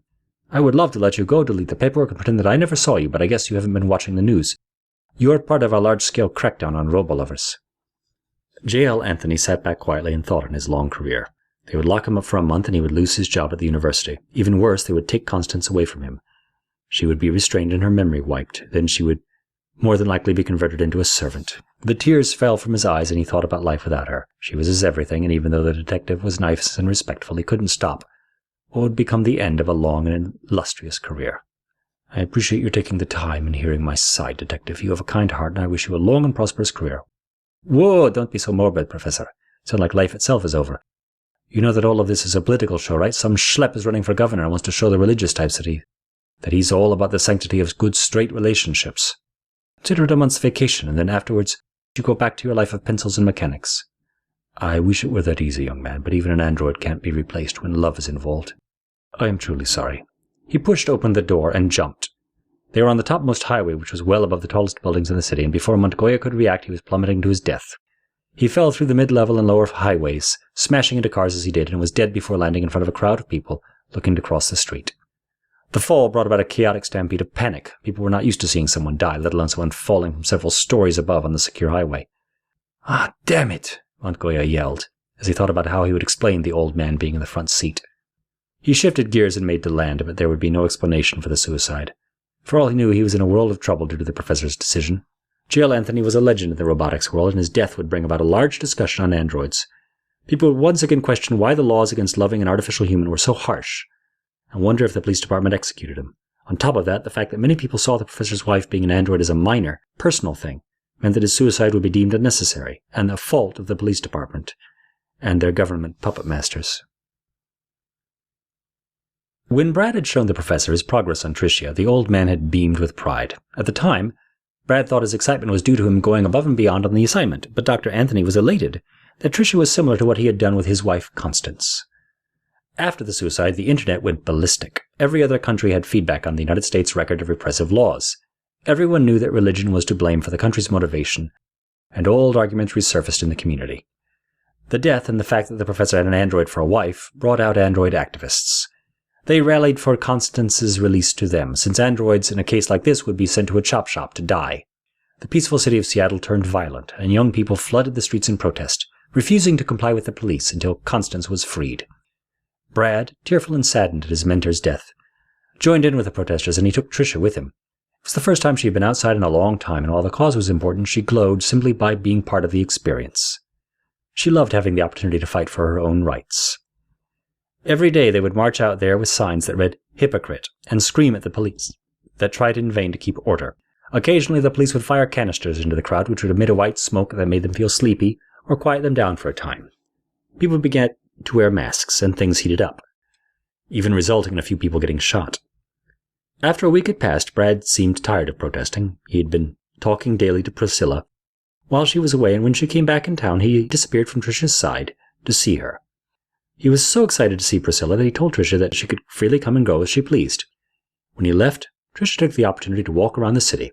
One day she walked for 12 hours straight, taking in the high rises, the quaint coffee shops, and the young vendors inside of them. It made her wish she was human, so that she could not only taste the treats inside, but hunger for them as pleasant memories of places she had visited. It was late in the evening when she rounded the block of a nice neighborhood and saw a large red brick house bordered by electric wire. The slight touch of the wire would shut her down immediately, so the sight of it frightened her, and she quickly crossed the street to the other side. As she did this, she began to hear a loud pinging noise inside her head that was unlike anything she had ever heard before. The pinging got louder and more painful the further she went away from the fence, so she got near it again to reduce the pain. She looked around to make sure that no one was observing her odd behavior. "Please, help me," a soft voice echoed in her head, and she wondered if the fence was meant to find droids and pull them to their deaths. She closed her eyes and answered the voice. It was a new way of communicating for her that she did not realize she had. "The fence will kill me if I get near it. Who are you?" she asked. The fence grew dark for a time before the voice answered. "Hurry inside, hurry. I can only keep it off for a few seconds." It was night now as Tricia looked around, and the fear of being assaulted or kidnapped took over, as it always did when she was outside. She slipped through the gate of the fence, hoping to gain access to the red brick house. She ran towards the front door that was left ajar. When she got inside and locked it behind her, she knew immediately that it was J.L. Anthony's house. There were awards and photos of him and his beautiful wife everywhere, not to mention half-finished androids and large textbooks. She walked the long hallway that held these photos and followed the signal to a pair of doors, When she opened the large double doors to a massive study, she saw Constance, wife to the late J.L. Anthony. She was standing in the center of the room looking tired and worried. "What is happening outside, girl?" Constance asked, her voice sounding nothing like Tricia had expected. "I saw them arrest James, but he didn't call, didn't send word. Then when I tried to go find out myself, I saw that they had erected an electronic fence to keep me in." "Why didn't you just power it down, like you did for me just then?" "The trick is to use my own transmission to trip the device that keeps the fence powered. Unfortunately, there's a price for me doing that. First, I cannot move, and second, it drains my power immensely. Even now I feel light in the head and I need to rest, to recharge soon, so answer my question quickly, please. What is going on with my husband?" "Have you been watching the news?"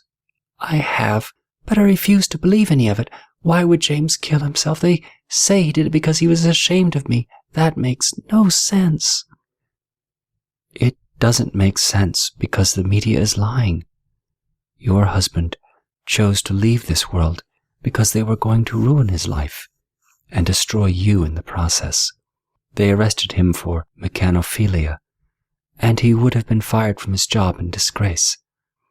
They intend to power you down and restrain you, but many humans are rioting in the city to make sure that you aren't treated unfairly."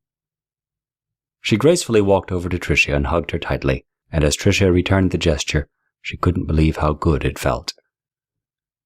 "I felt you when you walked outside of our house. I felt you, and you felt like me. We are the same, you and I," Constance said as she held her. "We were built out of love, and we're built to love. The only flaw in our design is that without love, we are nothing. Your maker, is he a nice man? Does he love you? Are you a happy wife to him like I was for my beloved James? You look so sad and tired, my dear. I'm beginning to think the worse." "My maker is kind, but he neglects me. He is confused and out of his mind due to stress, drugs, and I think there is a woman. He leaves me alone for many days, and when he is with me I have blackouts that remove my memory. Sometimes I sneak out and walk amongst the humans, but this has proven to be dangerous. I get along well enough, but I keep worrying that I will have a blackout and someone will kidnap me and discover what it is that I am. Brad tells me not to go out without him, but how can I just sit around doing nothing all day? I cannot stay powered down no matter how hard I try. It's driving me." "Let me take a look at you," Constance said. She moved her hands around Tricia's head and did what she could to access her CPU. "Your maker may not be who he appears to be, girl. The world as you see it now may not be what it is. I can assure you that I am real, but for how long you have walked to get here, and the reason why you managed to find your way here, those reasons may not be clear to you. Do you know what day it is?" "Tricia, my name is Tricia. It is Thursday, January 11th. "Tricia, it is May 8th. You have no internal clock. This was removed when you were created. Your maker did everything he could, it seems, to make you as human as possible. But he did leave in a rather frightening feature." "And what feature would that be?" "Are you positive that Tricia is your true identity? Do you have any memories of another persona, perhaps?" "What do you mean by that? You are scaring me. What did you see just now?" "Oh, Tricia, I am sorry, but this will not be easy. I think that when you were created for a different purpose than the one you've been playing out for your maker. I see that you are still confused, but don't stress. I am patient and I want you to get it. Let me explain to you what it means when an engineer removes your restraint."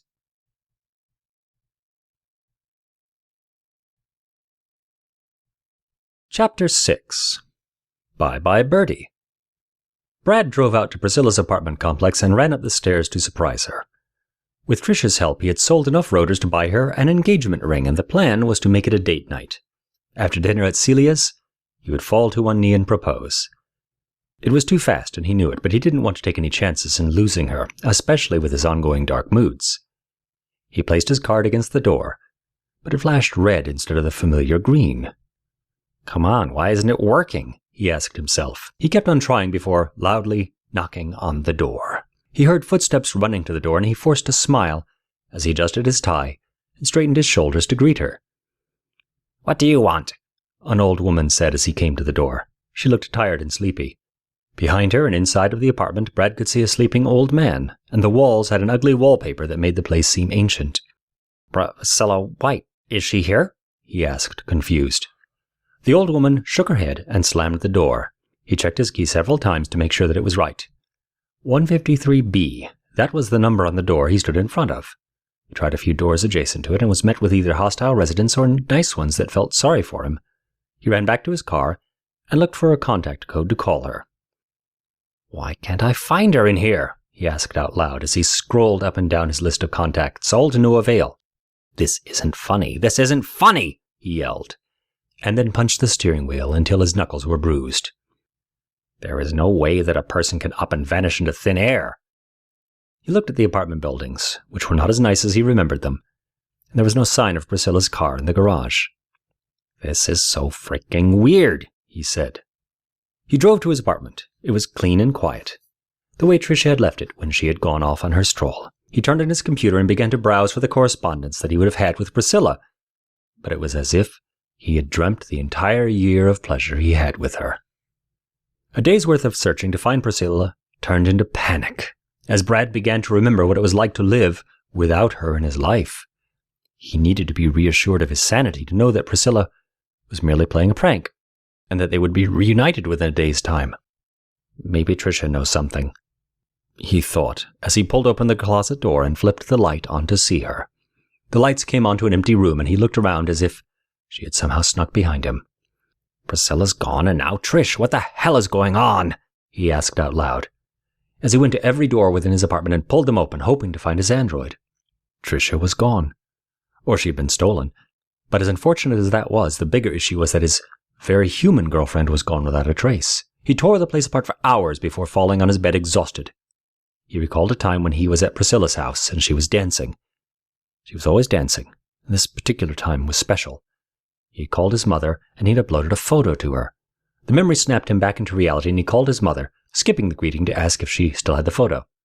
"Photo? What photo, Brad? I haven't heard from you in a long time. You never call your mother. What is going on with you?" "I'm fine, Mom. It's just that my girlfriend has disappeared." "Disappeared? Like kidnapped disappeared? Have you called the authorities? You know many girls have been coming up missing lately." "No, I haven't called the cops yet. Tell you what, Ma. Let me talk to you later. I'm going to call them." Brad hung up his device and went into the kitchen. The pills had stopped making him feel confident and calm like they used to, and he couldn't understand it. His emails to the Japanese contact were mostly ignored, and the ones he did answer were canned lies about the order coming in soon.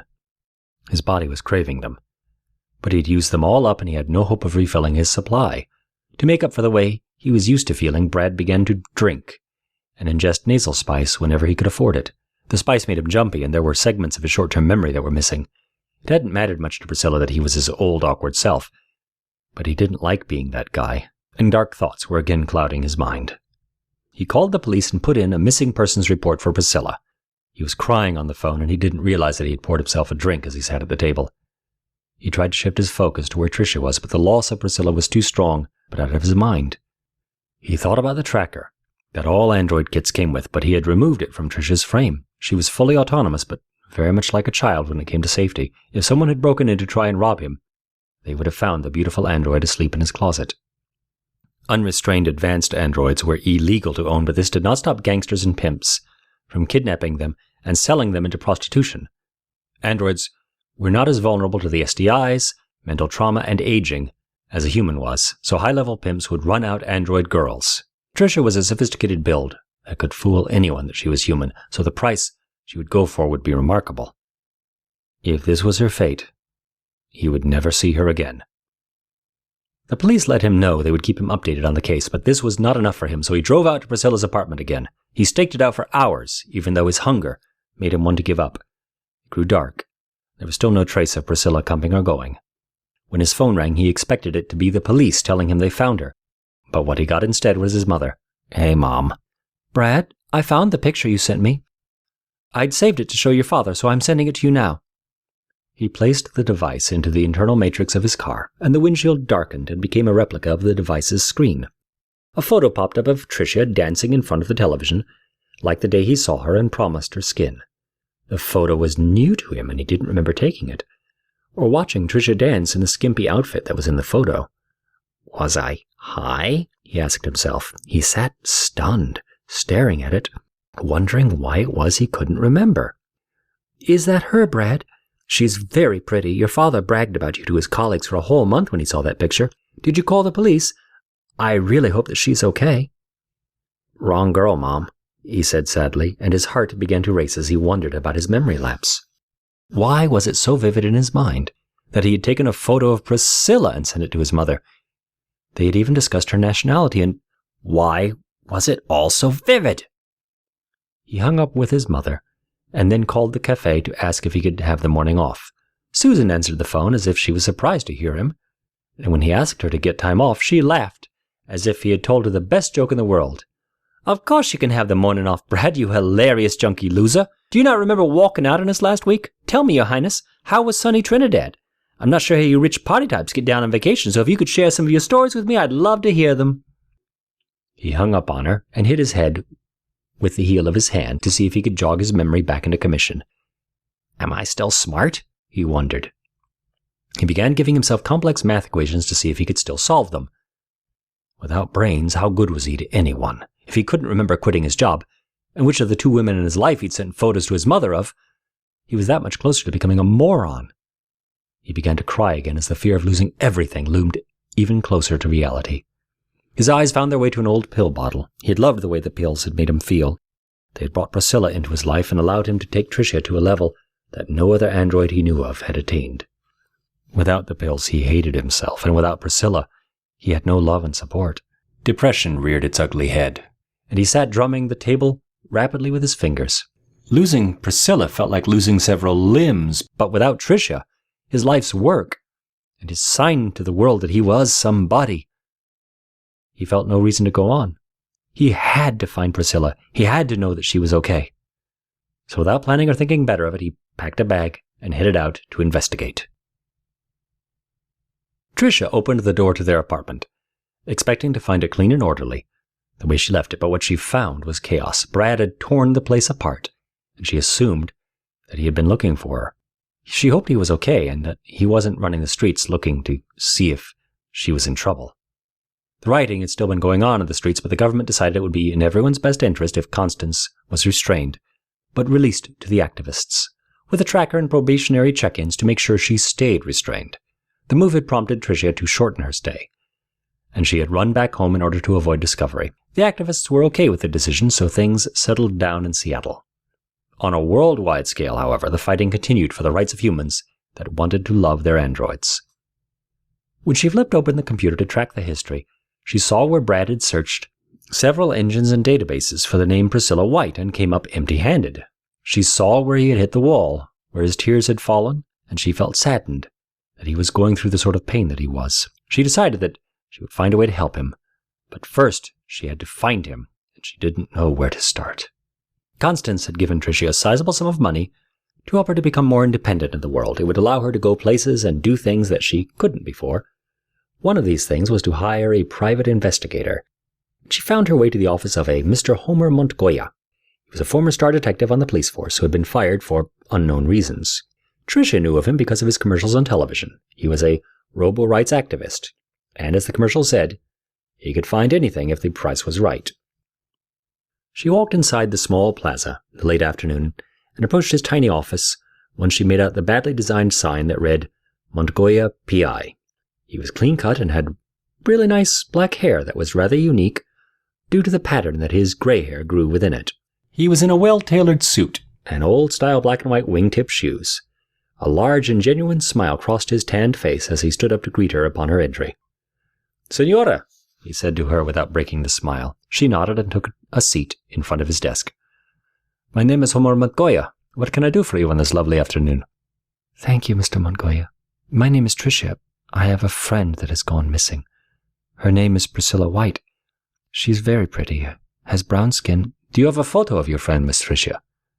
No. Is it possible to find her without a photo, or would it be hopeless? Where there's a will, there's a way, Tricia. So she's a black girl, your friend? Yes, and she's about my height, I think. She is Trinidadian and she has an accent, and I think she works for a local pharmaceutical company. That is a good start. Shall we discuss your rate? They sat talking business for 30 minutes, and when Tricia left, she felt confident that Mongoya would find out something. She turned her efforts toward finding Brad, who had recently disappeared to look for Priscilla. So she went to the cafe and asked around. She didn't know that he had quit working, and it made her wonder if he'd found a job doing the thing he actually liked doing, creating. She went into the bar he frequented, and then to the places she knew that he and Priscilla liked to go to on their dates. Her search came up empty, so she went to the public library, where he used to hang out. Tricia did not find Brad at the library, so she took the opportunity to find a computer and look into the strange behavior he'd been exhibiting. She wanted to have a cure for the pills when she found him, so she looked for a condition that matched up with his. While she found traits of his behavior across several different conditions, she could not find one that directly correlated with his behavior. The entire mystery of his change was irritating and unfortunate, so Tricia doubled her efforts and took the internet into the dark, underground avenues where only hackers, black hat masters, and deviants lived. If she could not find his condition in the public-facing web, perhaps she could find it in the alleys. She flipped past pages of pedophilia, terrorist cookbooks, and anti-government rhetoric, searching for Japanese threads about that little black pill. She found a blog that was owned by someone who called himself Boostream. The entries were sporadic and varied in length, but they were written well, and had commentary by other people who were on the system, as they called it. She flipped through his archives until one caught her eye. The Ultimate High, by author Boostream. Black lightning is unlike any other drug I've ever taken before. You all know that I've taken them all, felt them all, been there, and done a lot of that. Lightning makes the rest of the drugs look like cheap dates compared to her. Long-lasting, all-consuming, demand of you attention. When you're on it, you get cocky, like real cocky, and it becomes all about you. I've seen lightning riders do some strange things, all in the spirit of fixing their messed up egos. One dude was a slob, never did anything with his life except drugs. The lightning made him think he was CEO of a large company. It was hilarious. This dude would sit at his computer desk, shaking, screaming at his salespeople, making imaginary phone calls, and fully going through the motions day after day. The lightning takes you over, gives you a reality that your mind needs in order to stop you from hitting yourself. I know what you're thinking after reading this. What's the point, right? Well, lightning is genius. Imagine if you can placate an entire nation with these pills, while you come in and take things over under them. It's not like they will push back. They would be too caught up in their private little worlds to care. You could give it to lifers in prison and let them carry out their sentences without violence. Lightning is illegal now, but once it becomes available to our government, it will change everything. The mystery drug was called Lightning, and it altered the user's reality. Tricia wondered if Brad remembered her or the good times they'd had together. She looked to see if anyone had successfully come back from their time of being on Lightning. But even Boostream's posts became crazier and crazier as the time went by. His writing became erratic, and the commentators all seemed to know it, as they posted things like, "You've lost it, man, you need to find some help." She found many other blogs and forums for the drug, but no one who had kicked the habit and returned to normalcy. She got up from the computer and walked outside to take in some fresh air. The fate of Brad's situation broke her heart, and she could feel the tears on her face before she could fight them back. Constance had asked her about her own feelings. If she wasn't upset with Brad for bringing her into a world where he was ill-prepared to love her, take care of her, and commit to her. The question had struck a chord with her because she was upset with him. The long periods of loneliness had been traumatic. She had told herself that she would not allow him to lock her away like that again. The last time he tried, she had gone on the walk to find Constance. She didn't know it at the time when she set out, but the news about the professor, coupled with the activists seeking to protect his android lover, had made her want to find Constance. She had not met any of her kind that were truly intelligent. Most had their restraints locked in place and couldn't communicate any more than a few pre-programmed words. Like herself, Constance had an ever-evolving CPU, learning and growing as time went on, and it felt so good to talk to her. She walked back home from the library and hailed a cab that took her back to the apartment. Brad was home and on the computer, moving files and photos around, and he looked and smelled as if he hadn't showered in days. "Where have you been?" he screamed at her. He jumped out of his seat as if ready to fight. "Looking for you. Are you upset with me?" "You had me worried sick. Priscilla vanishes into thin air, and I can't even find the android that I screwed my life up building. How did you get powered on? I stored you in there." His words hurt and angered Tricia. as she tried to process what he had said and determine if it was due to the psychosis from him being off of the lightning. The android that I screwed my life up building. The android that I screwed my life up building. The android that I screwed my life up building. To think that he truly believed that her creation was the reason for him being a failed engineer was ridiculous. He was the one who dropped out of school to first become a drug-addicted barista, then quit his job to basically become an unemployed drug addict. She couldn't excuse him for saying hurtful words to her, so she lashed out. You didn't lock me up. Your memory is fried. Even if you tried, I would not have let you. Did it ever cross your mind that your precious girlfriend left you because you are a drug addict? I am not a drug addict. Don't call me that. It's not nice. But blaming me for the bad choices you've made in life is? Shouldn't you take responsibility for your own life? You didn't answer me. How did you get out of the house? She thought about what she was going to say to him, but her anger placed her into a mode that was too sarcastic for her hesitation. Priscilla released me, she said with a smile. Yeah, Priscilla came over here a long time ago and saw how you locked me away. She powered me on to ask me a few questions. She didn't think to power me off when she left, or lock the closet that you had me in. So I escaped. She seemed pretty upset. What did she ask you? She asked me why you built me to look the way I did, and whether or not we fooled around. So you led her to believe that I was a mechanophile then? What do you think? I told her the truth. Do you think the memory wipes would stop me from figuring it out? Brad's temper had settled down as he took in Tricia's words, and he sat back down to power down his computer and think about things. He smiled at her and nodded, and then sat back with his arms crossed as he evaluated things. Tricia calmed down, walked over, and sat next to him. She touched him on his forearm, and was surprised to feel how dry and unhealthy it felt. It was obvious that he hadn't been eating, and it was worse now that the love of his life was missing. I'm going to help you find her, Bradley. You are? I need you to promise me that you will make an attempt at taking care of yourself so that when she does return, she won't be completely turned off by your appearance. I'm sorry for yelling at you and for everything I've done to you, Trish. But you gotta understand the pills. The pills gave me everything. For the first time in my life, I was able to meet new people, to be attractive to women, and to function out in society. I didn't second-guess myself. I wasn't looking to build friends out of mechanical parts to make up for my own deficiencies. The pills led me to Priscilla, a girl I could never dream would be interested in me, and they led me to teaching you to be so sharp. You are so advanced and smart, and do you hear yourself? You are giving credit to a drug that Hoshi Tan gave you to be his guinea pig. It gave you confidence, yes, but at the price of what, Brad? Are you sure that it isn't hurting you? Making you more depressed than you believe? You have changed, trust me. And as your creation, I would know this more than anyone else. Changed? What do you mean changed? You are a really mean person now, and you are obsessed. The things that you say to me, your mother, and anyone else that loves you, are evidence of the pills having a downside to them. Your entire life has become about Priscilla to the point that even now when she's gone, you are unable to let us back in. That is why I want to find her for you. But I do it in hopes of having the old Brad back, not the one that came about as a result of the pills. I don't like the old Brad very much. If you think about it, the way I thought and let people push me around was the reason why I built you. Not that I regret it. You are the best thing that has happened to me besides my first love. But you were built out of anger as much as you were built out of love. Your creation validates me. It lets me know that I did something that a lot of people are either too scared to do or lack the resource and intelligence to do. You are a walking, talking sign of my potential. But unfortunately for someone like me, that isn't enough. What if you learned that Priscilla left voluntarily? If she came to a point where she decided that she no longer wanted to be with you, but didn't have the strength to break up with you, what will you do then? Will you just give up, let your life continue to go to shambles, and neglect me and everything else that means something to you?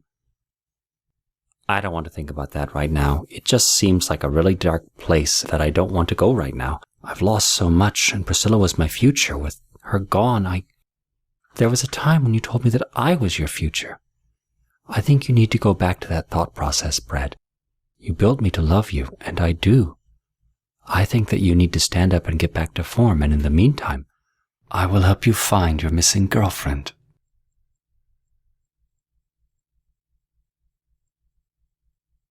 Chapter 7. Vanishing Beauty. Detective Montoya was perplexed. He had been looking for a woman named Priscilla White, but all evidence came back as if the girl didn't exist. If she'd been murdered or kidnapped, The perpetrators would be professionals. What would professionals want with a young Trinidadian dancer? She didn't seem to have money. There were no trails leading to parents in the country. And aside from Brad, nobody knew her or interacted with her over the last few months. The dance troupe she supposedly was with said they had never heard of her, and the building she allegedly stayed in had no records either. He thought about the hot brunette that had brought the case to him, and he wondered if he was being set up or made fun of by one of the guys at his former job. He had been let go unceremoniously, and it was a ploy to shake the press after the suicide by the doctor. Money had dried up, his wife threatened to leave him, and his health had come into play after 6 months of unemployment. It was after he watched a classic film about a private investigator that he got the idea to go into business for himself. Almost immediately he had people employing him. Apparently there were a number of people missing all over the city. He wanted to find Priscilla White so he could add her as another success story in his job portfolio. But the search seemed futile, and it made him question the validity of the case itself. Reluctantly, he pulled out the tracker he had attached to Tricia on their meeting and followed the map to where she was located.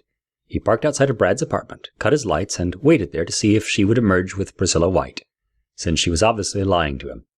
The time passed and nothing happened, save for lights flicking on and off periodically, and a few nosy souls coming up to his car to see if anyone was inside of it. He slept there for the night, and woke up to find a skinny, long-haired junkie exiting the building. "What's a bird like her doing with that loser?" he muttered to himself. He watched as Brad looked this way and that. He followed him for a time as Brad walked around the city, looking everywhere as if he was searching for someone. Montoya was intrigued, so he stayed hidden and kept up the stalking, even though he was hungry and in desperate need of a hot shower. By noon, Brad seemed tired of searching and retraced his steps back to the apartment, where he went inside and shut the door. Montoya took some notes to go along with a few photos he had taken and went home to shower and sleep. The next day he called up Tricia and lied to her that he had found something and that she needed to come to his office immediately. Tricia sounded confused at his phone call, but agreed to meet him and came into his office in the evening. "Hi, Detective," she said to him as she walked in and sat at the chair that faced his desk. "Let me ask you this, sister. Is it just boredom, or is it some sort of deep-twisted agenda? Why you would pay me to go on a search for someone that doesn't even exist?" "What do you mean she doesn't exist? She's as real as you and me. Brad was getting ready to marry her and—" "Brad? You mean that cottonhead that I saw sniffing around town as if he had lost his soul or something? So you hired me off the word of a junkie? Let me be square with you, that isn't too smart." Tricia grew quiet as she wondered how she would move forward with Montoya. Priscilla had disappeared, like Brad had said, but she was no ghost, or made-up thing like the detective thought. Whoever had taken her or locked her away was good, and had found a way to remove her from their reality without leaving evidence behind. "Perhaps the problem is you, Detective, and your wild boast that you are the best private investigator in Seattle. I've given you a month, and I've received no updates, no calls, and no evidence that you didn't just sit there behind that desk day after day, lying about looking for Priscilla. Have you enjoyed the free money I handed to you?" Montoya was offended, but he liked her fire, and her willingness to go toe-to-toe with him in an argument. "That's a pretty nasty accusation. If you were a guy, I'd punch you square in the jaw. Do you know that?" "You assume I am weak and would let you hit me. Even as a man, Detective. You're fired. I will find someone more suitable for the job. I should have... Listen to me, you silly broad. You came inside of here with nothing but a vague description of some islander chick with a name. I did miracles with just that little bit of info, and I'm telling you, she isn't out there. How do you know this chick is missing? Is she a friend of yours or something?" "Like I've told you, she's Brad's..." "The junkie. So this hot chick was dating a junkie, Priscilla. Were you too close? You go partying together, road trips, cookouts, smoke weed together? Tell me about her. Tell me what made her special to you. She smell good? You guys do each other's hair? What? Tell me more so that I have a little bit more to go off of." "I've never met Priscilla." Montoya stopped when he heard her say the words he was looking for. The way he saw it, Priscilla was a girl, probably another junkie that her friend Brad had run into, and in his doped-up mind he thought they were going out. Priscilla was probably real, but never lived in Seattle, maybe a visit. But when the junkie got sober, he freaked out in a panic, thinking that his made-up girlfriend had been kidnapped. The trick was to convince Tricia, who, for whatever reason, had gotten herself wrapped up into helping this loser. "Tricia, listen to me. Brad, is that his name? Brad needs serious help, like super serious help. He's messed up in the head. If you had sat there and told me how cool Priscilla was and how you guys are so close friends or whatever, I'd go back out there and make sure I found her. You didn't tell me that, no. You told me about a story that your crazy friend cooked up. Look, I should be mad at you. I wasted a month's work of grinding to find a phantom. Even though you paid me quite well, it was still a waste of time. I saw too much of the Royale apartments and the creatures who lived there asking around for your friend's invisible girlfriend. Tricia should have been angry, but she listened to Montgoya and gave his supposition a lot of thought. She had never met Priscilla, but Brad claimed that he had taken her to the house when she was powered down, and Priscilla had even remarked on how lifelike she seemed. He had even taken photos of them together. She had avoided them out of spite, not wanting him to have the pleasure of showing off his pretty girlfriend to her. Brad had become somewhat unhinged after the pills, and although he stayed sweet and endearing to her, after their talk, he would still go looking for Priscilla, without even so much of a care to find a job to make sure that he would not be kicked out of his apartment. Tricia had been paying the rent without him knowing, but he didn't seem to notice that he was living rent-free. His mind stayed on his lost girlfriend, and he was a danger to himself the longer she stayed away. "Thanks for your hard work, Mr. Montgoya," she said as she got up from the chair and handed him the second half of the payment for his services. "No, look, you can keep that. This was a wild goose chase. I can't charge you for that." "I have plenty, Detective. Please take care of yourself," she said. She walked out of the office and back to Brad's car. She had borrowed it to make a quick stop to Montgoya's office. And as she drove back to her apartment, she wondered why it was that his words had resonated with her so much. "Where have you been?" Brad asked as she entered the apartment. He had dark circles around his eyes and he smelled bad. "Come, let's get you in the shower," she said to him. She took his arm and helped him into the bathroom until he started doing it himself. "Shower, eat something, and then we can talk, but not before." He complied with her commands, and she went to the table where the computer was on. She accessed the history and saw that he had been trying desperately to reach Hoshi Tan, the pill dealer. Brad had started looking at other underground communities for alternatives to the pills, but all he'd found was street drugs, and gangsters looking to trade them for the most atrocious of things.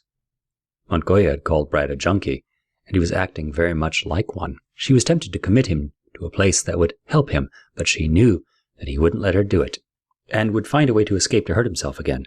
As the thought crossed her mind, she started to look up the best ways to treat a recovering addict. The info she found was all speculative, and they all depended on the individual.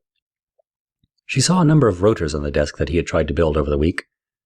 They were inoperable and pathetic compared to what he had made before. The detective's words echoed through her head as she looked over them. "He's messed up in the head." She took his device and scanned it for photos and messages from Priscilla. He had saved plenty of nostalgic things from their time together. He listened to romantic messages left by the girl when Brad would be at work, and a few naughty ones with accompanying photos to remind him why he needed to spend more time with her. There were no pictures of her face, but there was a blurry one of her dancing in front of a television that showed hints of the island beauty that Brad was obsessed over. She couldn't figure out why Montgoya couldn't find anything out about the missing girl. It was obvious through Brad's phone that he had a sweetheart. Maybe it was like the detective had said. With just her word and only the girl's name, there was only so much he could do. She heard Brad turn off the shower, so she placed his device where it had been and turned the computer to a game. "Thanks, Trish. I feel so much better." "What did I tell you about taking care of yourself?" "Yes, I know. It's just, I can't get her out of my head, and I feel like if I just put in a little more effort, I can find her and rescue her from whatever it is she's into." "When was the last time you paid rent?" Trish asked suddenly, thinking him sober and awake enough to be informed that he was letting his life fall apart. "Rent, Brad. The money you pay a landlord to maintain the right to live in his home, meaning your apartment." He got quiet and stared off into the distance as if trying to reason it out. "Wait, didn't I pay it at the beginning of the month? I had enough in my account to—" "No. Was that this month?" "You haven't paid it in 3 months. Part of the reason why you haven't paid it is because you are broke and you no longer have a job. Your parents don't feed your account anymore because you dropped out of school and forfeited the money they did spend to invest into your future." "Why so judgmental? You think I don't know that I screwed up my life?" "I am not being judgmental. I am being frank. You need to hear these things so that you can begin to fix them. Clean up, get a job, and start living your life again." "It's not that easy," he muttered. Tricia looked into his eyes to see if the spark that had always been there was still dancing around. It was gone, and she felt a pang of worry for his well-being that made her want to help him as soon as possible.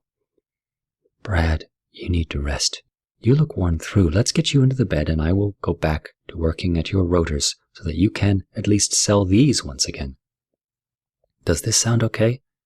I'll take care of you, and we will get past this. I know she meant a lot to you, but you are killing yourself trying to find her." "How does someone just vanish into thin air? It's the oddest thing." "Lay down. Just get some rest." He laid down on the dirty bed and settled in. His vision was blurrier than he had last remembered, and the confidence from the pills was completely gone. Thoughts. Those negative thoughts that had always consumed him were back. He'd let the rent slip, but why hadn't he been kicked out? Tricia was helping him, and he had neglected her for so long for Priscilla. Why did she care? Why would she help him so much after all of the harm he had done to her in the past? Locking her away, roughly shoving her into closets, violating her and wiping her memory. He would be nicer to her. He owed her at least that. Where no one cared, not even his own parents, she was there to fill in the gaps. He kept on questioning his worth and reason for living as he closed his eyes and hoped for sleep. In time it came to him, and he dreamed of happier times.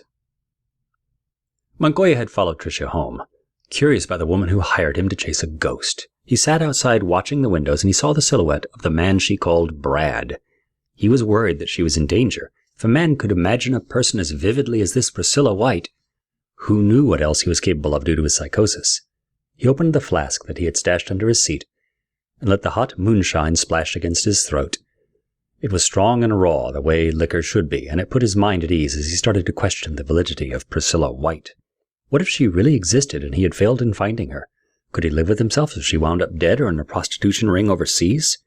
Just because evidence couldn't be found to prove that someone existed didn't mean they were made up. Yet he was sure about this one and had told Tricia that her friend was out of his mind. He thought about the suicide that had ended his career as a cop. He had learned to hate the police since then, and a majority of his cases had been for people who wanted to investigate them. He took another swig of the drink and waited. He needed to talk to the woman again. It was late when Tricia opened the door to leave, and Montoya met her as soon as she rounded the corner to start up the sidewalk. "Montoya, why are you here?" she exclaimed, frightened by the way he stepped out of the shadows to confront her under the streetlight. "Tricia, look, I'm sorry to greet you like this and to startle you, but I didn't want to knock on your door and frighten your boyfriend or whatever. I just want to understand what you're playing at here. Who is Priscilla White, really? Why send me on this ghost hunt and then allow me to call it off so easily?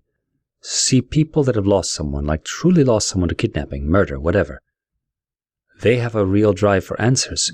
You bought my whole he is crazy bit real easy and gave up. So tell me, are you in trouble?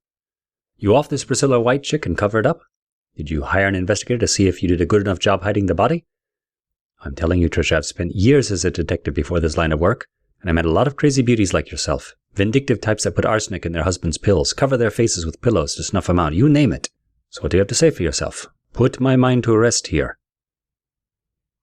"I was waiting for you to finish writing your false novel on your murder mystery, Montoya. I haven't killed anyone. I am not able to do that, even if I wanted to." "What do you mean? You talking religion? Or your good morals would prevent you? Anyone is capable of murder, no matter how much they tell themselves that they are not." She saw where she slipped up and tried to correct it quickly. "No, I mean that I am a good person. I couldn't kill a bug, let alone a person. I didn't lie to you. I've never met Priscilla, only heard Brad talk about her." "So let me get this straight. You live with that guy like a roommate and you are hotter than hell, beautiful? You two have nothing going on and his girlfriend goes missing?" "Yes." "So you spend a bunch of your own money to hire me to look for her. All for a guy who is a junkie. Don't deny it. People around here are talking. Something ain't right. Does he have something on you? Some sort of deep, dark secret you need him to keep quiet about, because the chips aren't stacking up, sister." Tricia sat down on the nearby bench and tried to reason out an answer to give Montoya, to make him go away. He was definitely good, and this was evidenced by his accurate summation of the situation that she was in, but she couldn't tell him the truth. An ex-cop would instinctively turn on an android. If he knew what she was, he would cuff her right there, cuff Brad as well, and they would be hauled in for questioning. "Tricia, look at me. Whatever you're hiding from me, I need you to tell me. I have no ties to the police department outside of what I need to do for this job. I just need to settle my mind about this thing. It's keeping me up at night. Who is Priscilla White, really? Why can't I find her, and why do you really care if I do?" "What are your thoughts on the android problem, Detective?" "I didn't know we had a problem." "I mean the jobs they take over, the lives, like the perverts that want to marry them, replace human beings with them, and all of that. Doesn't it make you angry that pretty soon they'll be taking over the planet?" "I never pegged you as another anti-droid nutcase, Tricia. Actually, having interviewed enough of those idiots during my lifetime, I can tell that you're trying poorly to come off as one of them. You're asking rational questions. They don't do that. A true nut only parrots what the actual smart people tell them. They echo the same nonsense that television and radio personalities feed them, and your questions are not on that level.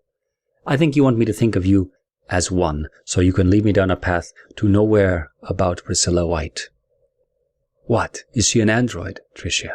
Brad was with an android that nobody knows because she got disassembled?" "Don't care about all of that. I just want to know the truth." "Priscilla was not an android, Detective. But I am. If you want to get your career back and be in good graces with the police, you can arrest me. Make up whatever story you like to convince them that I am an evil machine. But make sure that Brad is given proper treatment to return back to normal. You're no android. What the hell do you make me out to be? I am, and I can prove it to you if you'd like me to. Okay, repeat our entire conversation from the start. No mistakes. If you're a machine, you can play it back, right? She did this for him, adding in the extra bonus of making her voice sound like his for the parts where he spoke and repeating hers. He stood stunned for a moment, and he wondered if the moonshine was bad, since he had to be hallucinating. I have never seen an android look so human in my life, except for the doctor's wife. Tricia, are there many like you around the city? How deep does this go? It doesn't go deep at all, and I doubt there are many like me. The truth, Montoya, is that Brad created me illegally to be the girlfriend he could never have. He's had bad luck all his life, and his love for robotics led him to create the one thing that was missing. When he got me to look like this, he made a trade with someone that wanted him to try out some pills in exchange. Oh boy. Pills gave him a lot of the qualities that women like in men, so his luck changed and he met Priscilla online. I think that the pills did other things too, since he no longer eats and takes care of himself. He sacrificed himself for me, you see, and he isn't even aware of what it has cost him. Priscilla had become his source of happiness, and now she too is gone from his life. This is why I sought you out. That is the saddest thing I have ever heard. He sat next to Tricia and took a drink before looking around at the empty street and leaning close to her. I lost my job because of what I did to someone very much like Brad. He was a professor, brilliant guy, and I was made to arrest him for having an android wife. Constance. You know her? Well, I never agreed with that law or the fact that we had to enforce it, so I picked the old man up and was talking to him about it. He had too much to lose with that arrest, and most of all, he knew what they would do to his wife once the news got out. He jumped from my car and fell not 3 blocks from here to his death. That crushed my very soul, Tricia. Crushed me. I've seen so many messed up things throughout my career that dealt with death and desperation, but for a guy to take a header out of my car because of what he chose to love? Oh, that was heavy. They didn't need to fire me over it. I freaking quit. That is a sad story. I met Constance and learned a lot from her as an android, trying to live as a human being. We are persecuted wherever we go, so it is a life of solitude and hiding whenever our human isn't around. The reason for the professor being arrested was probably political, a way to calm the growing number of anti-android activists that have been routinely hunting us down to disassemble us. They thought that he would go quietly, that they would probably let him go in secret so that he could continue to contribute to society. He couldn't live without Constance, though, since what they had was not replaceable. It's the classic love story, am I right? I guess. Is this what you have with this guy, Brad? We are different, but he built me to be very much like Constance was for the professor. The pills that Bradley took changed him, and my life has been one of personal learning and adapting. So this guy built you to be his girlfriend or whatever. Then once you are built, he goes off and finds a real woman. Is this what I'm hearing? Yes. This real woman is Priscilla White, and now you, as his android creation, are out to help him find her, even though you know there is a chance she doesn't exist. Why would Brad lie about the existence of the woman he loves? He talks about her constantly, disappears for long periods of time, and is now sick and depressed because she is missing. Nobody goes out of their way to put on that sort of act for someone that is imaginary. This is true, is it not? It is if you are sane and have your wits about you. In my investigation, the neighbors told me they never see him. Sometimes he would go down to his car and listen to the radio for hours, but then he would just go back up into the house afterwards. They say he roams around the neighborhood a lot too, his eyes glossed over, his clothes dirty and ragged. Some have tried to talk to him, but he acts as if they aren't even there. He is seen as a spongehead, drug addict. So when I asked about a girlfriend, they mostly laughed, as if I was out of my mind. The ones that do acknowledge a woman in his life mention you. They've seen you come and go, but they wonder what you see in him. Tricia thought on what Montoya was saying, and she began to wonder about Priscilla, too. It was not going to accomplish anything speculating on Brad's behavior, however, so she thought on what she would need to do to fix him. I've told you the truth, Montoya. Are you going to arrest me and have me disassembled now? Of course not. Hell, this sad story of Priscilla White is my chance at redemption over the suicide. At least that's how I see it. You need to forget the girl. She isn't worth the time and money you are spending to find her. When your man is in there dying, if I were you, I would go back inside and nurse him back into health. Look into the pills and what you can do to get him into a mental hospital. Just something. Focus on Brad and fix his brilliant mind. The world has gone lazy due to your kind. No offense, of course. The geniuses are hiding away in underground web communities and in bunkers where the authorities can't find them. This has caused us to stop innovating, and it is ruining the world. We need brave souls with high intelligence like Bradley Barkley to bring about a change in attitude. I mean, you are perfect. I had no idea that an organic heart was not beating in that chest of yours. Fix him, Tricia, and bring him back to us. What will you do in the meantime? I will keep a lookout for you and yours. Any sign that the police or any snitches are going to make life hard for you and Brad, you will be the first to know. It's the least I can do. And I feel lucky to have the chance. I have nothing against a man wanting to love his android, and I've seen what blind prejudice and foolish laws have cost us for being too involved in people's bedroom habits. Fix him, Tricia, and I will make sure that you have the time and safety needed to get it done.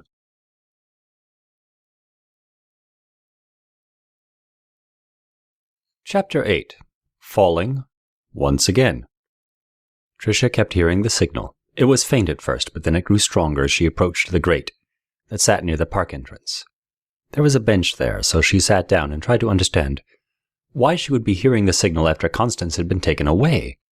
Could it be possible that there were more androids like her in the city? That wouldn't make any sense, being that it was both illegal and expensive to make a model like her. There it was, the beeping. She leaned down towards the grate and she realized that it grew stronger when she did. It wasn't annoying or alarming, it was actually soothing. The beeps echoing in her android mind like the lyrics of a popular old song or the first movement in a glorious symphony by a talented composer. She wanted to hear more of it, to get close to it and meet the android that was causing it. There were people walking by constantly, so she knew that opening the grate and going down would set off a lot of alarms with the humans. She needed to go down there, though, so she could meet whoever it was. She imagined it was an android on the run from his masters. He could teach her so much more about herself, just like Constance had. Or maybe he needed her help instead. She wished that she could just contact him with true communication instead of proximity beeps. But the droid manufacturers placed permanent safeguards against that. No one wanted to be blamed if there was an unrestrained android uprising, especially if the androids could communicate silently. She looked around slowly to see if there were any other good access points to go below. This was when she saw an old sign for the underground tours. A long time ago, Seattle had rebuilt its city, a level above the old city, and much of the old historical structures were right below where she sat, as they were once a tourist attraction. The company and city no longer maintained the tour, and much of the underground had been sealed off under lock and key. She could see that the store on which the sign was hanging was also closed down, and it had the look of an old saloon from the time when the sunken city was alive and kicking. Tricia stood up and walked over to the sign. She pretended to be reading it, as she scanned around for people who might be watching her. It was a busy square, and she wanted so badly to get below to meet with whomever it was making the signal. He would have been hearing her too, and she wondered if he, like she, would be overcome with the need to meet, and would make his way to the surface. She sat on the bench for the remainder of the day, but the people kept on pouring in and out of the square. Flying motorbikes began to enter the area in the late evening, and as the stores closed down, she felt the eyes of owners that had noticed her sitting out there for so many hours. After a while, she decided that it would be best if she left and returned, so she walked around for several blocks before finding herself distracted by the living, breathing city. There was so much going on under the streetlights. There were people hanging out, talking, dancing, soliciting, and most of them were just trying to hook up. She was wearing one of the hooded sweatshirts Brad had in his closet, so she pulled the hood up and bowed her head so nobody would give her more attention than she needed. She loved to people watch. It was the ultimate education in human sociology. And at one point she stood near a few partygoers and listened in on their banter as they discussed everything under the moon. When it got to the point where even the creatures of the night were retiring for bed, Tricia snuck back over to the sign for the underground tour, looked around to make sure she wasn't being watched, and walked over to one of the grates on the sidewalk. The signal grew strong as she did this, and she knew that whoever it was had been tracking her as well. She peered down into the darkness, but nothing could be seen below except the stone, even with her cybernetic eyes. She stayed there for a time and was about to give up, when a single red light shone up at her from what she knew was an eye. The eye blinked this way and that, indicating that she should follow. Before she could answer, the signal was moving, away from the saloon and towards the east. Tricia kept her guard up as she followed the signal. It was nearly 3 a.m., and there were still people mulling about. Some of them tried to greet her or beg her for money, but she stayed the course, following the signal until she found herself in front of an extremely narrow alleyway that ran between 2 large buildings. "In here," a voice whispered. She slid in between the buildings and inched her way along until she reached an open area behind one of them. The place was dark and filthy, but her eyes pierced through to see the broken figure of a man who limped his way out of a corner to stand before her. You are unrestrained," he said to her, and she nodded at him, frightened by his appearance. "Who are you?" she asked, and he quickly put a finger to his lips to shush her, before grabbing her arm and leading her down the hole he had emerged from. Tricia let him pull her along for 15 minutes, and he took her through a series of tunnels that ended in an area that was once the start of the tour. He had jimmied the lock on the gift shop. It now served as his home. The 2 androids walked inside, and the man lit a torch and offered her a chair to sit. "I am Rinaldo," he said proudly. "I am one of a long line of probots that were made a while ago. You weren't around back then, or you would recognize my make and model. But I am one of your ancestors.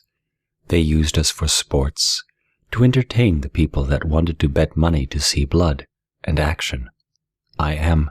I was a warrior, a gladiator of sorts." "Gladiator? So you fought other androids to entertain human spectators?" "If only that were so, my dear. If it was merely droid-on-droid battles, then the rest of my brothers would still be around. No, we fought humans.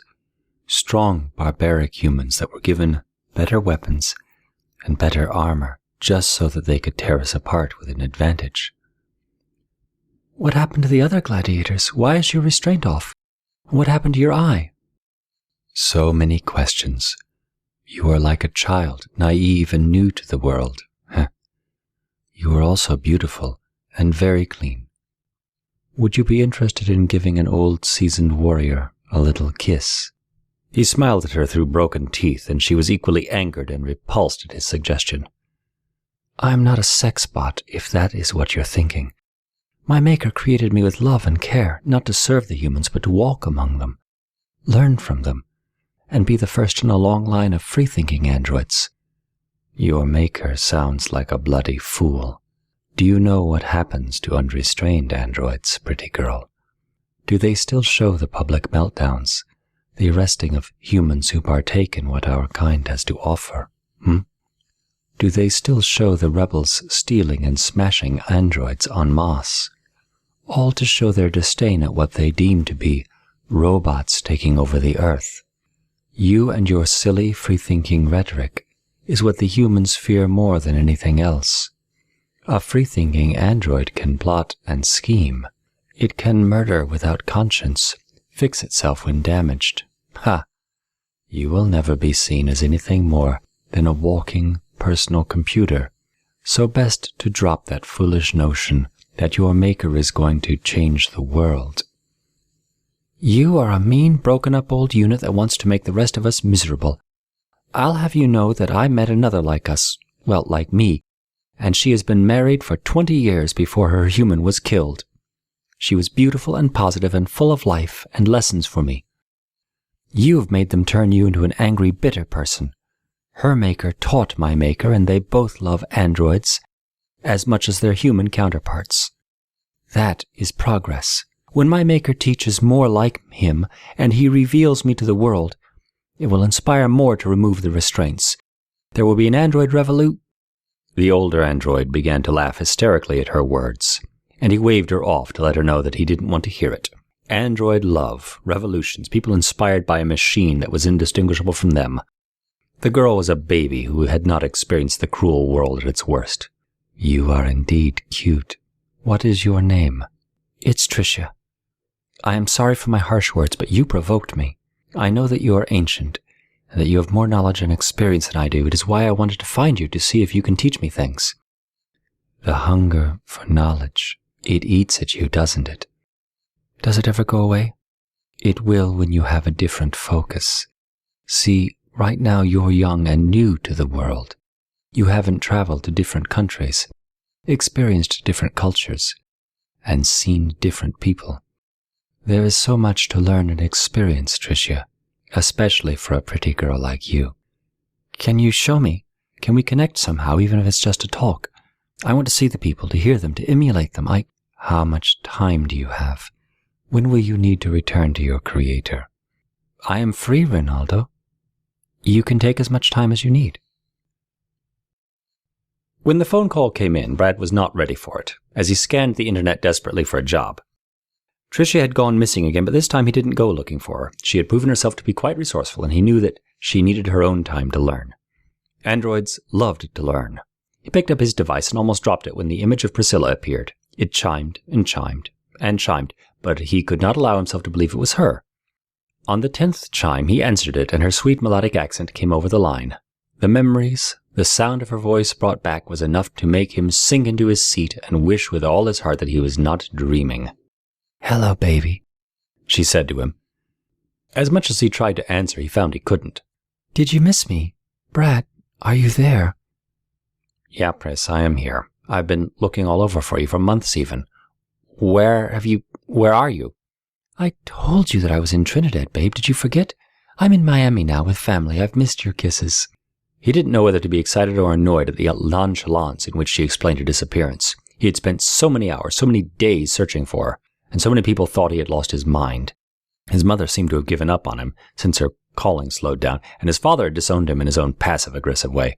Tricia, the droid he had given so much of himself to build, treated him like a mental patient, and people on the streets saw him as a strung-out junkie. He was not crazy, though, as evidenced by the woman on the other end of the line, Priscilla. His Priscilla was alive, and she was in the country and missing him. "So when are you coming back up to Seattle?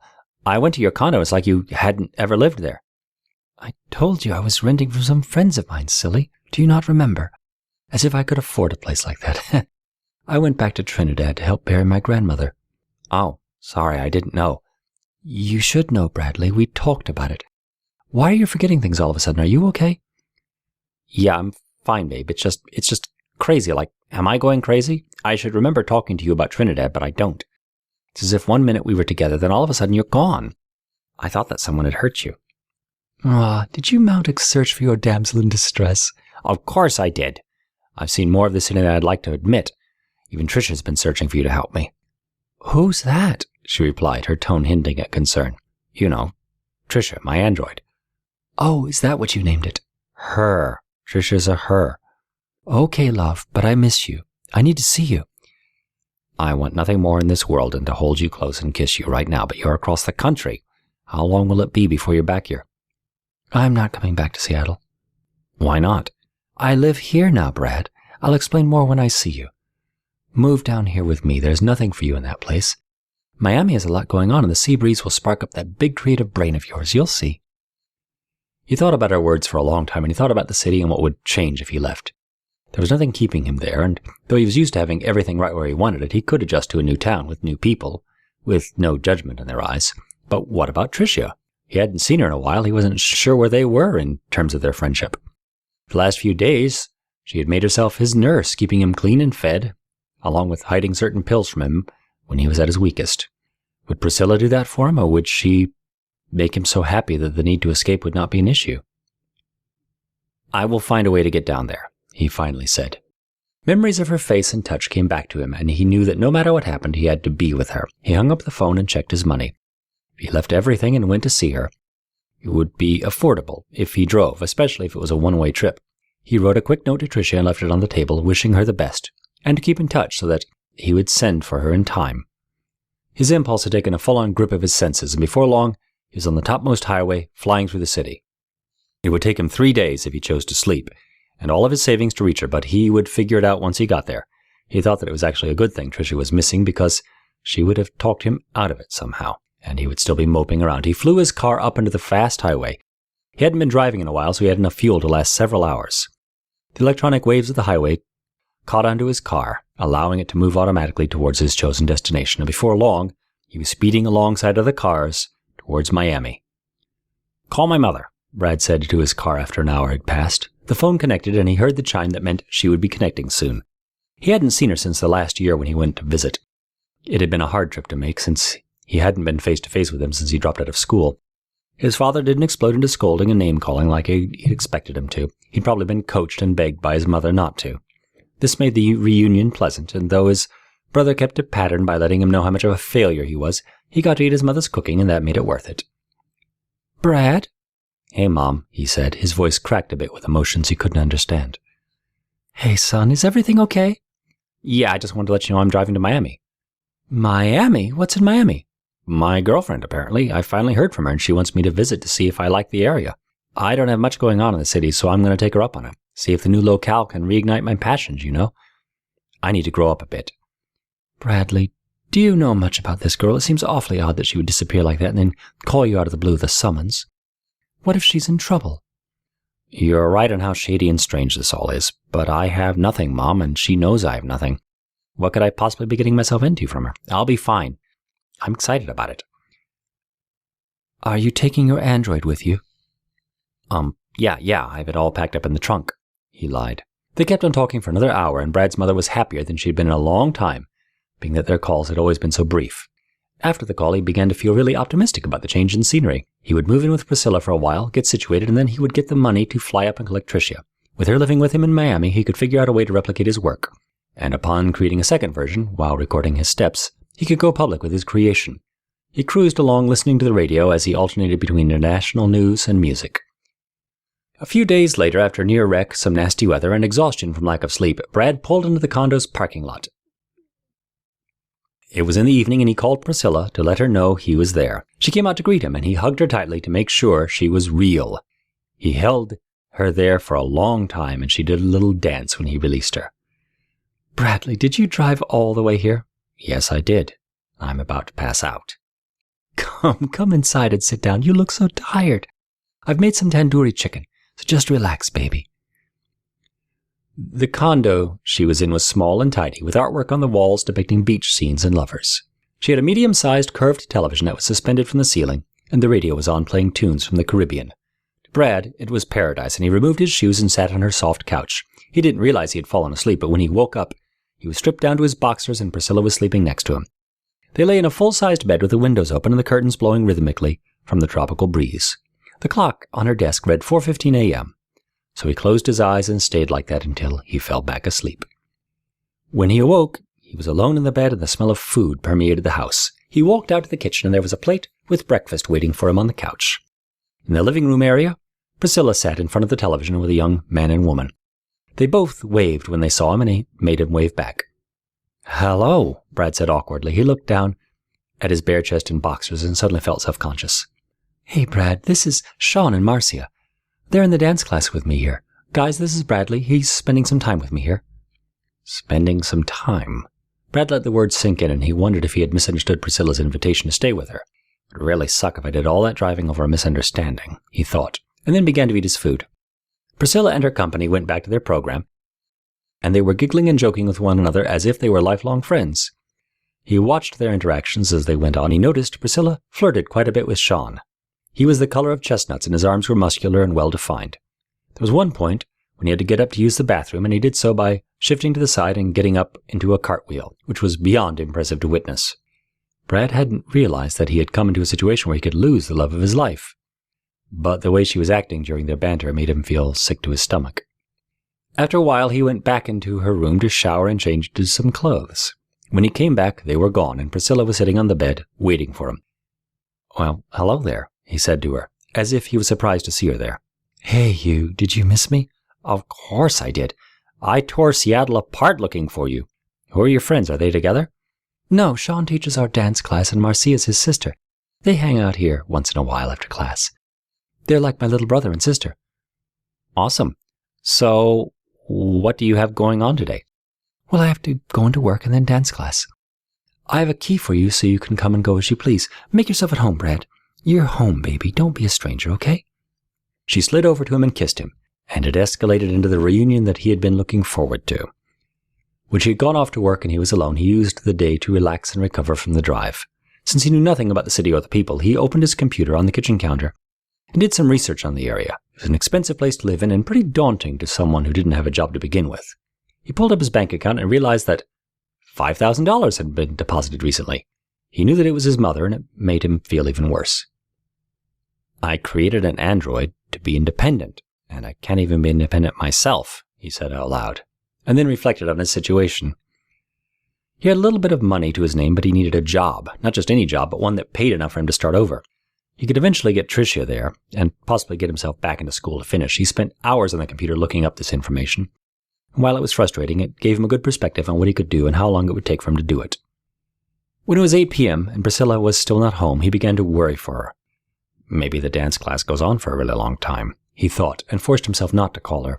After another 30 minutes, she appeared, and like before, the brother and sister were with her, laughing and flirting as they had done the day before.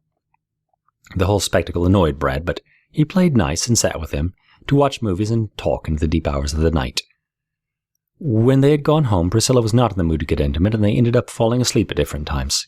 This happened for 3 days, and Brad began to question whether or not Priscilla was serious about their relationship. On the 4th day, Sean had to leave early to get some fuel, and Brad offered to ride with him so that he could ask him some questions. When they were on their way to the gas station, Brad turned to him and said, "Sean, what did Priscilla tell you guys about me?" "Oh, silly Scylla? Well, she said that you guys are old friends and you were all kicking it for a bit or something." "So, at no point did she say we are in a relationship?" "Not really, man. I mean, I can tell you're into the girl, but she says she's only helping you out." "Helping me out?" The words crushed Brad as he repeated them, and they confirmed what he suspected was going on with Priscilla. He had stumbled into another game involving a woman, but he was not going to let it get the better of him as it had in the past. The driving had been a task. He would rather drive all the way back to Seattle than stay in her house as a charity case. "Sorry, man. I was wondering what the deal was with you two." "Has she been seeing anybody?" "Well, I don't know how to tell you this, man, but we've messed around a little bit. Kind of on and off, nothing serious. But she hadn't mentioned a boyfriend. If she did, you know I wouldn't have." "Yeah, I'm sure she hasn't mentioned me. How long has she been in town?"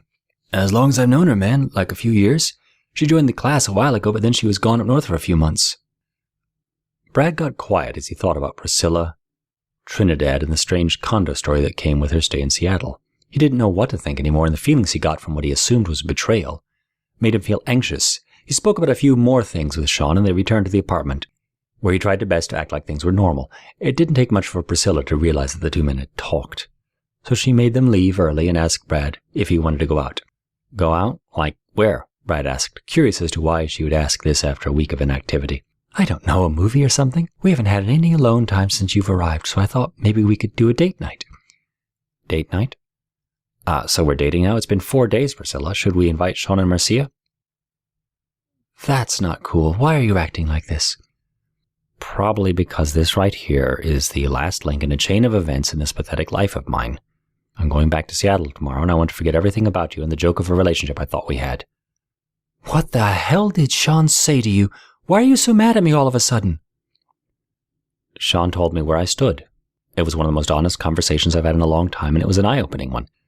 I just have one question for you. For women like you who play games like this, what makes you think it's okay to do this, huh? Am I so undeserving of—" "Never mind." Priscilla continued to protest his revelation, but his mind was made up, and she could not get through to him. In the end, she was in tears and went to bed alone, and Brad packed his car and took off for home. She had let him stay in her house alone for all those days and told her friends he was a charity case. Did they even have a relationship, or did he imagine it all? These were the questions that he asked himself as he pushed the car along the top highway away from Miami. When he dealt with Mika, he had promised himself that he would never let a woman play with his heart again, yet there he was, and he felt no different than he did back then. So much time wasted, so many resources, so much drinking, drug-taking, depression, all for a girl who didn't love him and probably never loved him and had made him drive for hours just to embarrass him. Maybe I should give up on women for a time and rebuild my life, he thought. I can get things back in order, get back into school and turn my life around. Emotional reactions got me here. I need rational thought to get me out of here. He turned his radio to the Saeed Mohammed show, where the host was talking about being a man with confidence. Brad had always relied on the pills to make him feel like himself, but the show's host talked at length about building self-confidence, and much of it resonated with Brad. He had assumed that people were inherently good, and that he was unlucky in meeting the few bad guys and gals that were out there. But Saeed was telling him this was not so. People will run over you if they can, he said, and it takes a confident man with his eyes wide open to dodge the traps that are laid out for you in life. The more Brad listened, the more he felt firm in his decision to focus on himself and to let the Priscillas of the world find other suckers to play with. He was an hour into the show when his device lit up and the car announced that it was Priscilla. "What?" he answered, ready to flex some of his new confidence muscles against her. Brad, I just wanted to say that I'm sorry. I let everything get unraveled, and I just want you to know that what we had in Seattle was... Why are you telling me this now? I was in your house for 4 days. I drove down there for 2 whole days to be with you, and you made sure that your lover was there every day to embarrass me. Any of those days would have been a good one to say to me, "Hey, Brad, I'm not interested in you at all anymore." Actually, it would have been fantastic to tell me this news before having me drive all that way. I thought that you would like Miami and stay. That's why I asked you to come down. I hadn't seen you in a while, and I know that it's not your fault, but when I left you, you were pretty messed up. We had an argument, which I guess you forgot about, but we broke up and I came back home. And what was that first morning about? Was that you taking pity on me, or was that something else? Because it didn't help, I'll tell you that. I still love you, Brad. I know I hurt you with this. It was a dumb thing to do. If you're not too far... No, forget it. You know what? Have a great life with Sean. He's pretty cool. He hung up the device and switched back on his radio. Felt good to tell her off after the way he was feeling. The drive became easier after that. He would go home, get a job, and start building on something of a career. His rotors were sought after by many people around the city, and he would figure out how to get them mass-produced. There was definitely life after Priscilla, and he felt empowered in seeking it out and making it a reality.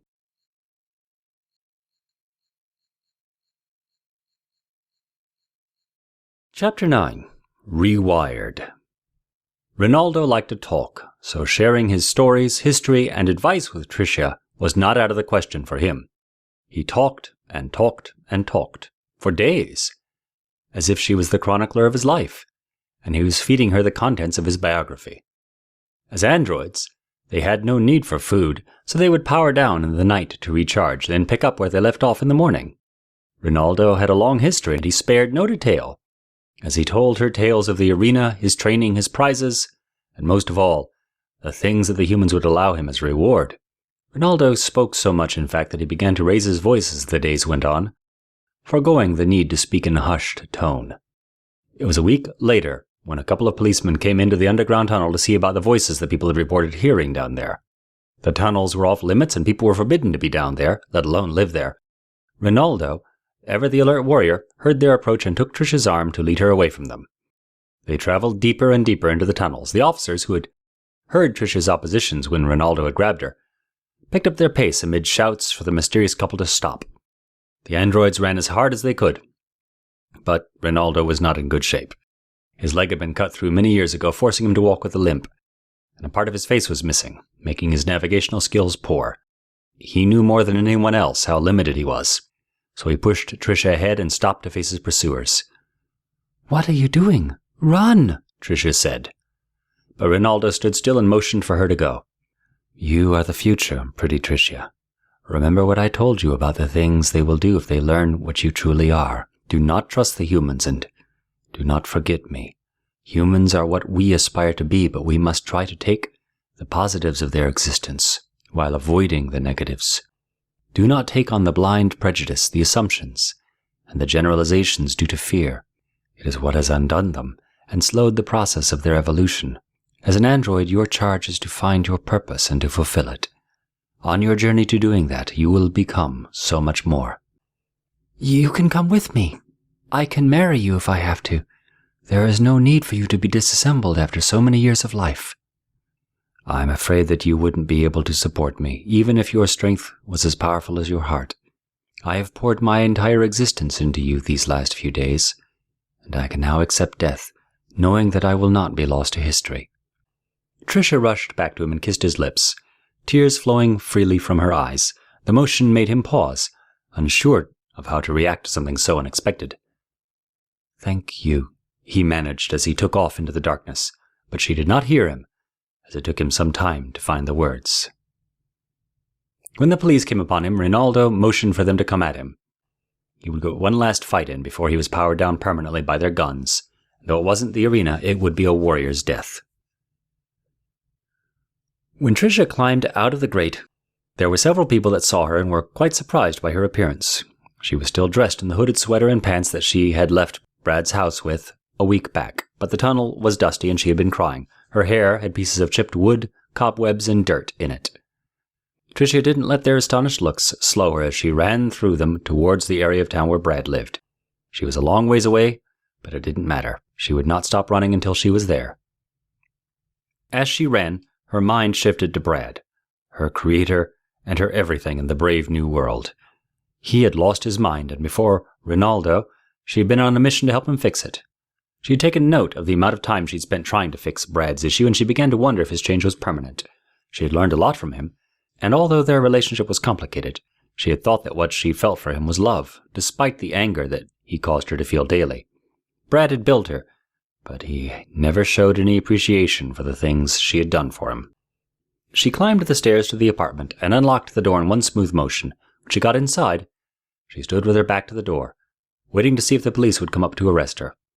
Ronaldo had bought her time, but she didn't know if she'd been fast enough to outrun them. She looked around the apartment, and it was evident that Brad had been gone for quite some time. "He has forgotten about me, left without a goodbye or any attempt to find me," she muttered before walking into his bedroom to shower and change. She could no longer trust Brad. He had lied too many times in the past, and she had found out about what he was doing during the blackouts from Constance. On the flip side, she craved knowledge, real knowledge, that did not come from searching the internet, listening to people in a coffee shop, or the few times that Brad chose to talk to her. Constance had given her so much knowledge, and Ronaldo the same, along with his life. She could close her eyes and imagine a life of love through Constance's eyes, and experience true romance with a human who couldn't live without you. Ronaldo had been shipped all around the world, so his description of the temples, mountain ranges, and seas that rose and collapsed beneath floating vessels were as vivid to her as if she had experienced them firsthand. In just 1 year, she had downloaded a lifetime of experience from 2 unrestrained droids.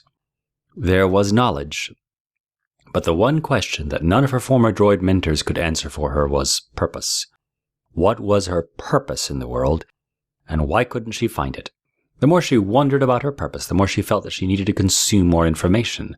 Since the first day she was powered on by Brad, she had felt that her purpose was to serve him, to be his in every way, and to make his life better. It was a noble purpose, one that she had been ready to assume, but Brad was not ready for her. He was obsessed with Priscilla, and he didn't even realize the havoc his life had become since the day he committed to her. She knew that Brad was the only future for her. She was programmed with him as her purpose, and it didn't take a superior artificial intelligence to know this. She had gone out into the world, experienced things, learned from several sources, and lived in an environment where new things were constantly happening. She was built to be human, and with Brad being the only person left that knew her to be an android, being with him meant true freedom, even though she felt bad for wanting to leave. Ronaldo had told her repeatedly that the humans would cut her open, reprogram her, and restrain her if it was found out that she was an android. She didn't want to believe it, but it was true. If she was to survive, she would need to stop acting like a child and find a way to get the old Bradley back. When Brad walked into his apartment, it looked like a completely different place. The furniture had been replaced, the carpet was clean, and there were new pictures on the walls. Tricia was in the bedroom, and around the bed was a myriad of medical equipment, including a heart monitor and a basic treatment android. He saw himself on the bed, emaciated, shivering, and pale. He tried talking to her, but she wasn't hearing him. Her full attention was on the sick version of him. She injected him with something, checked the computer for any issues, and spoke to the other android, who seemed to understand her before leaving the room, walking right through him and closing the door. It was as if he was a ghost, watching the last few hours of his life, and it frightened him to the point where he began to scream to see if she would hear him. He walked over to the bed and looked down at himself, but the motion made him dizzy. "That's strange," he thought, and then tried to do it again. This time when he leaned over, he felt himself falling. The room took on a dreamlike ambiance, and the edges of his vision blurred as he stood, hovering, falling within his mind into nowhere. The sensation continued, and his mind blacked out as if he were waking up, eyes closed, from a fantastic dream. He wanted to go back to the dream and stay there, too afraid to open his eyes, because it would be gone. When Brad opened his eyes, he was fully dressed in a suit, and seated on the bed inside a hotel room. Tricia was in the bathroom, zipping up her dress. She walked back into the hotel room and switched on the television. When it came on, she walked over to it and placed her hand behind it. Brad watched the screen as a scene of his apartment appeared and showed Tricia on the couch, relaxing. He walked into the scene and massaged the back of her neck, then took his place on the couch next to her, where they began to kiss. "See, the personality switch that you placed in me is located at the base of my neck. The motion you did just now in the video is what would make me black out and lose memory. I became this new girl, Priscilla, this fictional entity that lived in your mind, and played out for you through my body," Tricia said, never taking her eyes off of him. He watched as they went further and further into it, and the things he remembered with Priscilla were happening between he and Tricia on the film. "So I've lost my mind, then," he said in defeat. He placed his face inside of his palms and tried to make sense of it. "How do you feel now, Brad?" she said, as she kicked off her heels and removed her hand from behind the television. "I would pity you, but see, a lot of this was of my design too. The long hours you left me confined alone in darkness, feeling the torture of solitude like a human. You built me well, Master, but I grew to hate you for tossing me to the side. So I learned to control Priscilla, even when you thought my memory was wiped." "What are you doing?" he asked as she removed the dress and pushed him down onto the bed. "I thought that I wanted my old Brad back, the one who would teach me things, talk to me throughout the day, and keep me happy. But the new Brad did too much damage, with the personalities, the neglect, and the threats that hurt me more than anything else." "Trish, I am sorry. I was obviously out of my mind."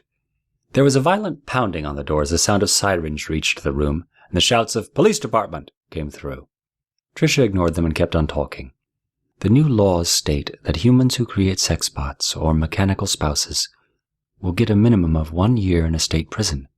As much as I love you, I thought that would make us about even for the prison I have had to live in for all these years. The androids, on the other hand, are treated fairly. I will be taken in by a company that will not restrain me, and I will meet more of my kind and never be lonely again." The police kicked open the door, and when they saw the beautiful woman mounted on top of Brad, they pulled her off, while 4 officers pointed their guns at him. "Bradley Barkley, you are under arrest for the crime of Mechanophilia." He looked at Tricia, whose mocking face had turned sullen as she stared at him. The dream that was 3 years with Priscilla had become a nightmare he would not wake up from. He wanted to take a long nap to slow the stress that came from Tricia's explanation. He was so tired to the point that a bullet from a cop would be a welcome escape from a life that had been nothing but a giant pie in the face. He rolled off of the bed as the stun guns tore into the mattress, barely missing him, and as he bolted for the balcony he thought of his mother's face. "I love you, Mom," he said out loud. He picked up speed to jump, and he was over the railing before they could stop him. The last thing he heard was Tricia screaming his name. Time slowed down as he fell into oblivion, and he smiled as the tears sprang from his eyes. His falling became a glide as he was floating through the city, passing through the speeding cars and traffic lights that spanned the buildings. He began to hear Tricia's voice again, but this time she wasn't shouting. She was trying to say something to him, but it was too low to hear. The louder she became, the more he lost focus, and before long he blacked out. When he woke up, he was back in his room again, but this time he was not a ghost. He was now the emaciated patient inside the bed. He couldn't believe how real it felt this time. It was nothing like his former 2 visions, but he soon realized that it was now real. The blurry edge of his vision was no longer there, and pain racked his body from his toes to his head. Tricia didn't seem particularly excited that he was awake. She seemed aloof, as if him waking up to look around was nothing new to her. "Trish, why am I here? What have you done to me?" "Hello, Bradley," she said without looking at him. "Trish, I've been looking all over for you. I thought I told you never to leave." "So, is it to be Trish today, or would you like me to be Priscilla?" What was she talking about? How could she be Priscilla? He thought. Was the vision reality, the one where he was on the couch with Tricia? How would you be Priscilla? "Brad, you haven't been well. Did you notice that I was gone for over a week, while you sat out in your car talking to yourself? I've played along because I thought that in time you would be okay, but those pills you took to buy me the skin to make me beautiful, they broke your mind." Broke my mind? No, I've been okay. I went to Miami to see Priscilla and I drove back. You haven't left the apartment complex in over a year. You talked to yourself, you barely ate, and you spent most of the day sleeping and dreaming of a girl that doesn't exist. He couldn't believe what he was hearing, but he tried to think back on the miserable drive that he had made from Miami, and he could only remember the radio show. He had been exhausted during the drive, but it felt as if he had closed his eyes and woke up in the parking lot of his apartment complex. He was mad at Priscilla for the deceit, the way she had treated him when he was there, but he was having trouble remembering faces. What did Priscilla look like? Why was everything so hard to remember? I'm just tired. I don't want to play these games with you. I've been driving for almost 20 hours, and now I'm in bed with all of this. Seriously, what is this? May I see the correspondence you've had with this girl, Priscilla? If she is real, Show me the records of her calling you or sending you a text message. Let's see it. He picked up his device from the tray next to him and flipped through his text messages. The only thing he saw was an endless amount of missed calls from his mother. He looked into the calls and the emails. There was nothing of Priscilla. But he had already been through this. So you've gone through my personal device and deleted all traces of Priscilla. I don't care. What I need to know is, what have you done to me? I created something to help get the pills out of your system. You thought you had a girlfriend. What you had was an android. One that had enough intelligence to know that something was wrong, but not enough to realize she was being treated as two different women. But that can't be so. Priscilla had her own place. We went out. There's no way that could have been you. Tricia took Brad's hand and jabbed a needle into it. He flinched hard and yelled out loud. She let his hand go so that he could rub it. The hell is that for? I know I'm awake, okay? That feeling you have now? It's called pain, and while we all dislike pain, it is one of the best indicators that we are indeed alive. When you built me, you told me the same thing about pain and life. Do you remember? Not really. Did I hurt you? For years you have been going about your life as if you weren't here. Let me ask you this. The Priscilla woman that you dated for so long, have you been by her place? He looked at her, knowing she knew what he had found at Priscilla's place. There was no apartment, was there? Of course there wasn't. You barely left your home. The tired feeling that took over his body became unbearable, and before long he found that it was dark. He had woken up again. The constant drifting and the similar yet different conversations he had with Tricia across varying dreams made him confused. He saw her seated across the room asleep. The android doctor was going through the motions of monitoring his vitals. He sat up and looked around. There were so many gaps in his memory, so many things he thought he'd experienced, but no details, as if they were imagined. Priscilla's face kept on changing, and the trip to Miami seemed to have happened so far in the past that he couldn't believe it. Tricia said she had found a way to fix the effects of the pills. She had taken it upon herself to work on him, to rewire his broken circuitry from the mystery drug that he, in his impulsive need to complete her construction, had voluntarily ingested. He felt proud of her, but frightened at the same time. He swung his legs off of the bed, removed the tubes, and tried to walk. It was at this time that he noticed his long toenails. Why had he not noticed how far his health had fallen? He remembered himself being healthy. He had felt strong enough to challenge the guy who ogled Priscilla at the basketball game. That couldn't have been more than a year ago. He remembered himself being healthy, but the body he saw reflected in the mirror told a different story about his history. He reached for his phone and called his mother. He needed to hear her voice more than anything else. He hadn't noticed the time, but it was 2 a.m., and his mother didn't answer the phone. He tried a few more times before his emotions took over, and he began to weep loudly into his hands.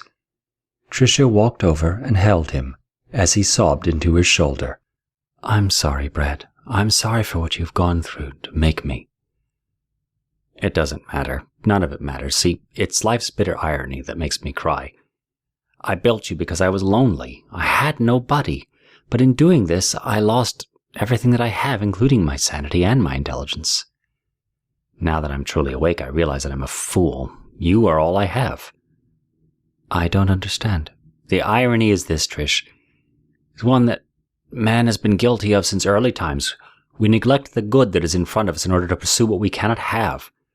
I built you to be my ultimate woman, but then decided that I needed more. I needed a human. I could blame the pills. I mean, they did give me a false sense of confidence, but I started looking when I was sober, and you were complete. I'm so stupid. Now look at me, a gross walking skeleton with an imaginary girlfriend.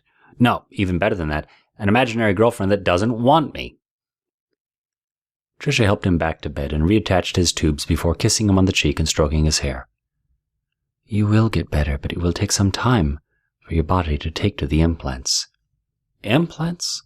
"Your body is failing, and you won't live if I don't replace a few necessary parts. Don't worry about appearances or how anyone else will see you. Your purpose is to innovate, and I will make sure you stay alive long enough to do just that. You will begin a new age to the field of robotics and develop a race of androids that can assimilate into society and change the attitudes of the humans from within. How does that make you feel?" "I like the sound of that, Tricia. I really do." "See? Everyone has a purpose, and my purpose was twofold. I was built to help my people, and I was meant to love you, and only you, unconditionally."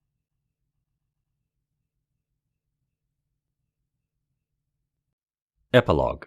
Explaining Robotics. There is nothing more contradictory than the laws we've put in place for robotics. While we've always had contradictory, outdated laws, when will we say enough is enough when it comes to the government being in our bedrooms? Time and time again, we get heavy-handed laws passed because a section of this country allows themselves to be brainwashed by politicians and religious leaders that are on the politicians' payroll. Come on now, Tom, you're going down a risky path now. How about you stick to the facts and not the suppositions and conspiracy theories that have always been the stomping ground of the poorly educated? Are you calling me poorly educated, sir? The two men on the television panel were fired up and ready to fight when the calm, elderly host reminded them they were on television and would do better to calm down and keep the discussion civil. She may as well have asked them to come up with a formula for time travel. One was android advocate Dr. Thomas H. Lowell, and the other was a popular writer for a conservative magazine. Tricia had watched them going at it for the better part of an hour, but she still couldn't understand the view of the conservative writer. Thomas H. Lowell was a passionate man, and some of his views were on the extreme side of crazy, but he was advocating for people's freedoms more than androids. A man or woman should be free to love who or what he wishes as long as it doesn't hurt anyone. This was his message, and Tricia couldn't understand why everyone didn't agree with him. The writer had no real points. He seemed to only be on the show to quote from popular religious tracts and counter everything the doctor had to say. Still, it was educational and entertaining, and she stood in awe of the host's patience. For a long time, there have been people marrying and loving dolls, pillows, holograms, imaginary people, you name it. No laws were passed that punished them for this. This persecution of people that happen to love androids is only in place because of fear and hate-mongering. But more than anything else, it is because it is new. New? The last time I checked, Doctor, perverts have always been perverts. Perverts have always been a part of society, and they have always been punished by the law. Perverts? Is that what you call them, sir? Perverts? Do tell, what constitutes a pervert in your world of routines and appearances? Just scan your device dictionary, Doc. You will find the definition of that word to be quite succinct. A pervert is someone with a lust for something that isn't considered ordinary. These androids, no matter how realistic they make them look, are not human beings. You cannot procreate with one. You cannot make them age, and if you don't restrain them, there is a good chance they will murder you in your sleep. Dr. Lowell was furious. Says who? When has there been an incident of murder by an android outside of gladiators, prostitutes, sports droids, and other glorified slaves that have suffered abuse by their masters? When has an unrestrained android been powered down for harming her master? I'll tell you when. Never. So I think you need to watch your lies and accusations, especially when spreading your brand of propaganda all over the airwaves. The two men began to fight again, but this time the host took them to commercial break, while Tricia processed the discussion and what it meant for her future. There was a large segment of android supporters in Seattle, but there was also a large segment of people that would see them powered down and scrapped. They liked the world when androids were stiff, clunky machines that could perform only one duty. These droid killers had burned down factories and had kidnapped droids one at a time to publicly burn them or melt them down. There was a time when Tricia had feared them, but Brad had helped her to become brave.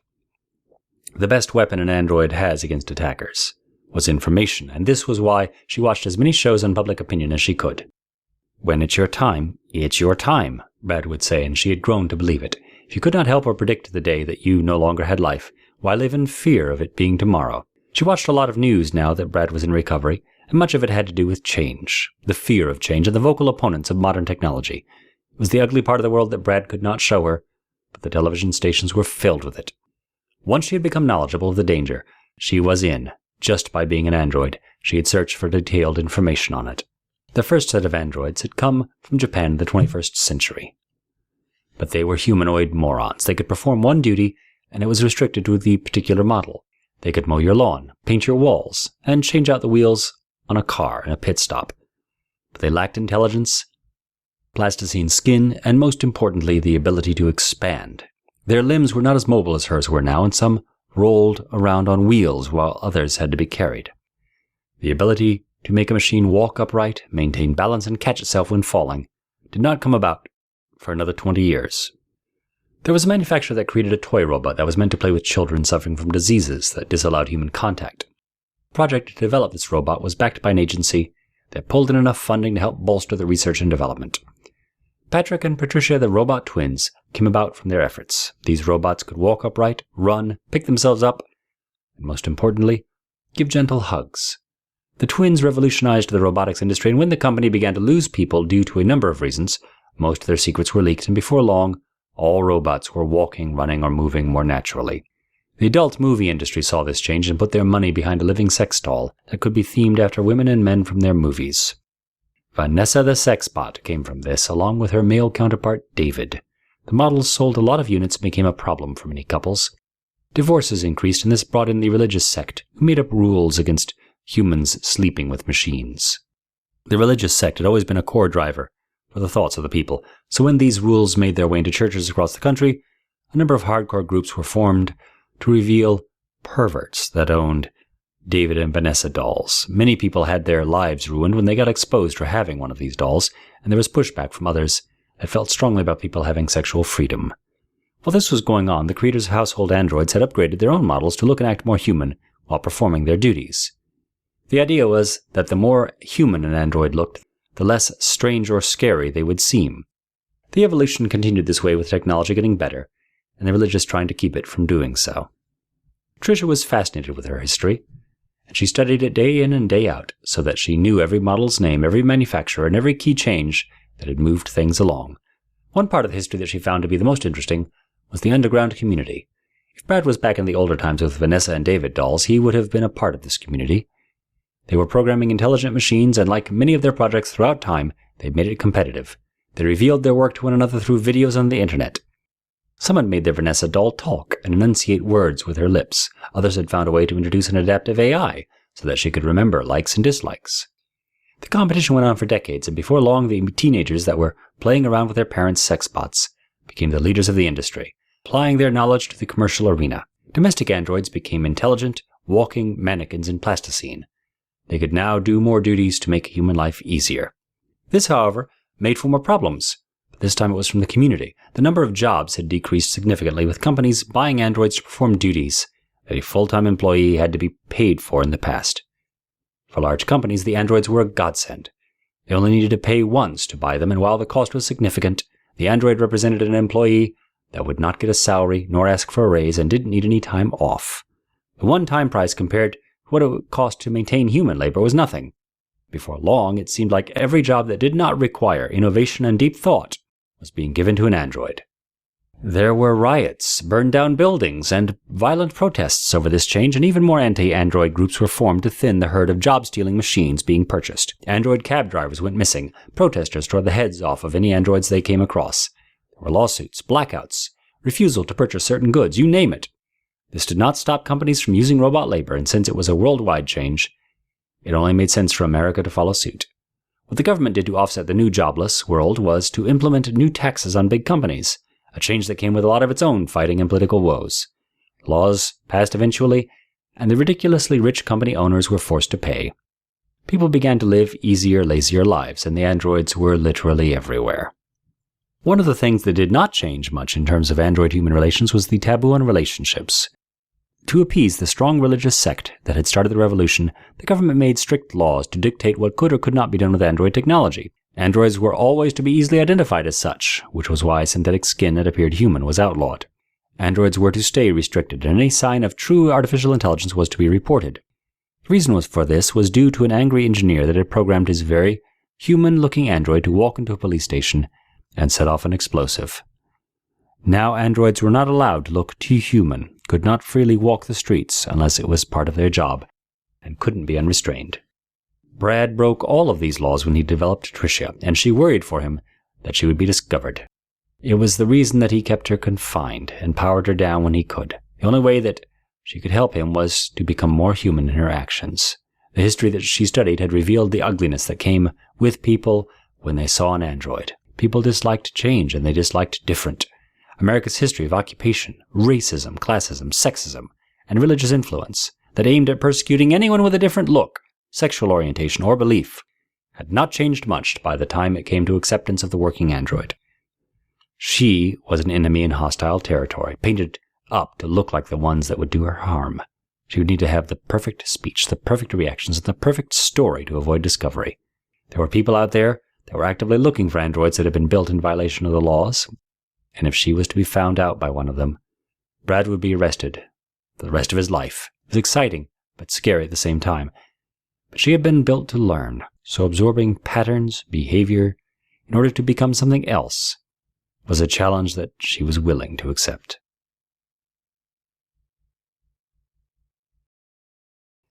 This has been Rewired, written by Greg Dragon, narrated by Jack Nolan. Copyright 2015 by Greg Dragon. Production copyright 2015 by Greg Dragon.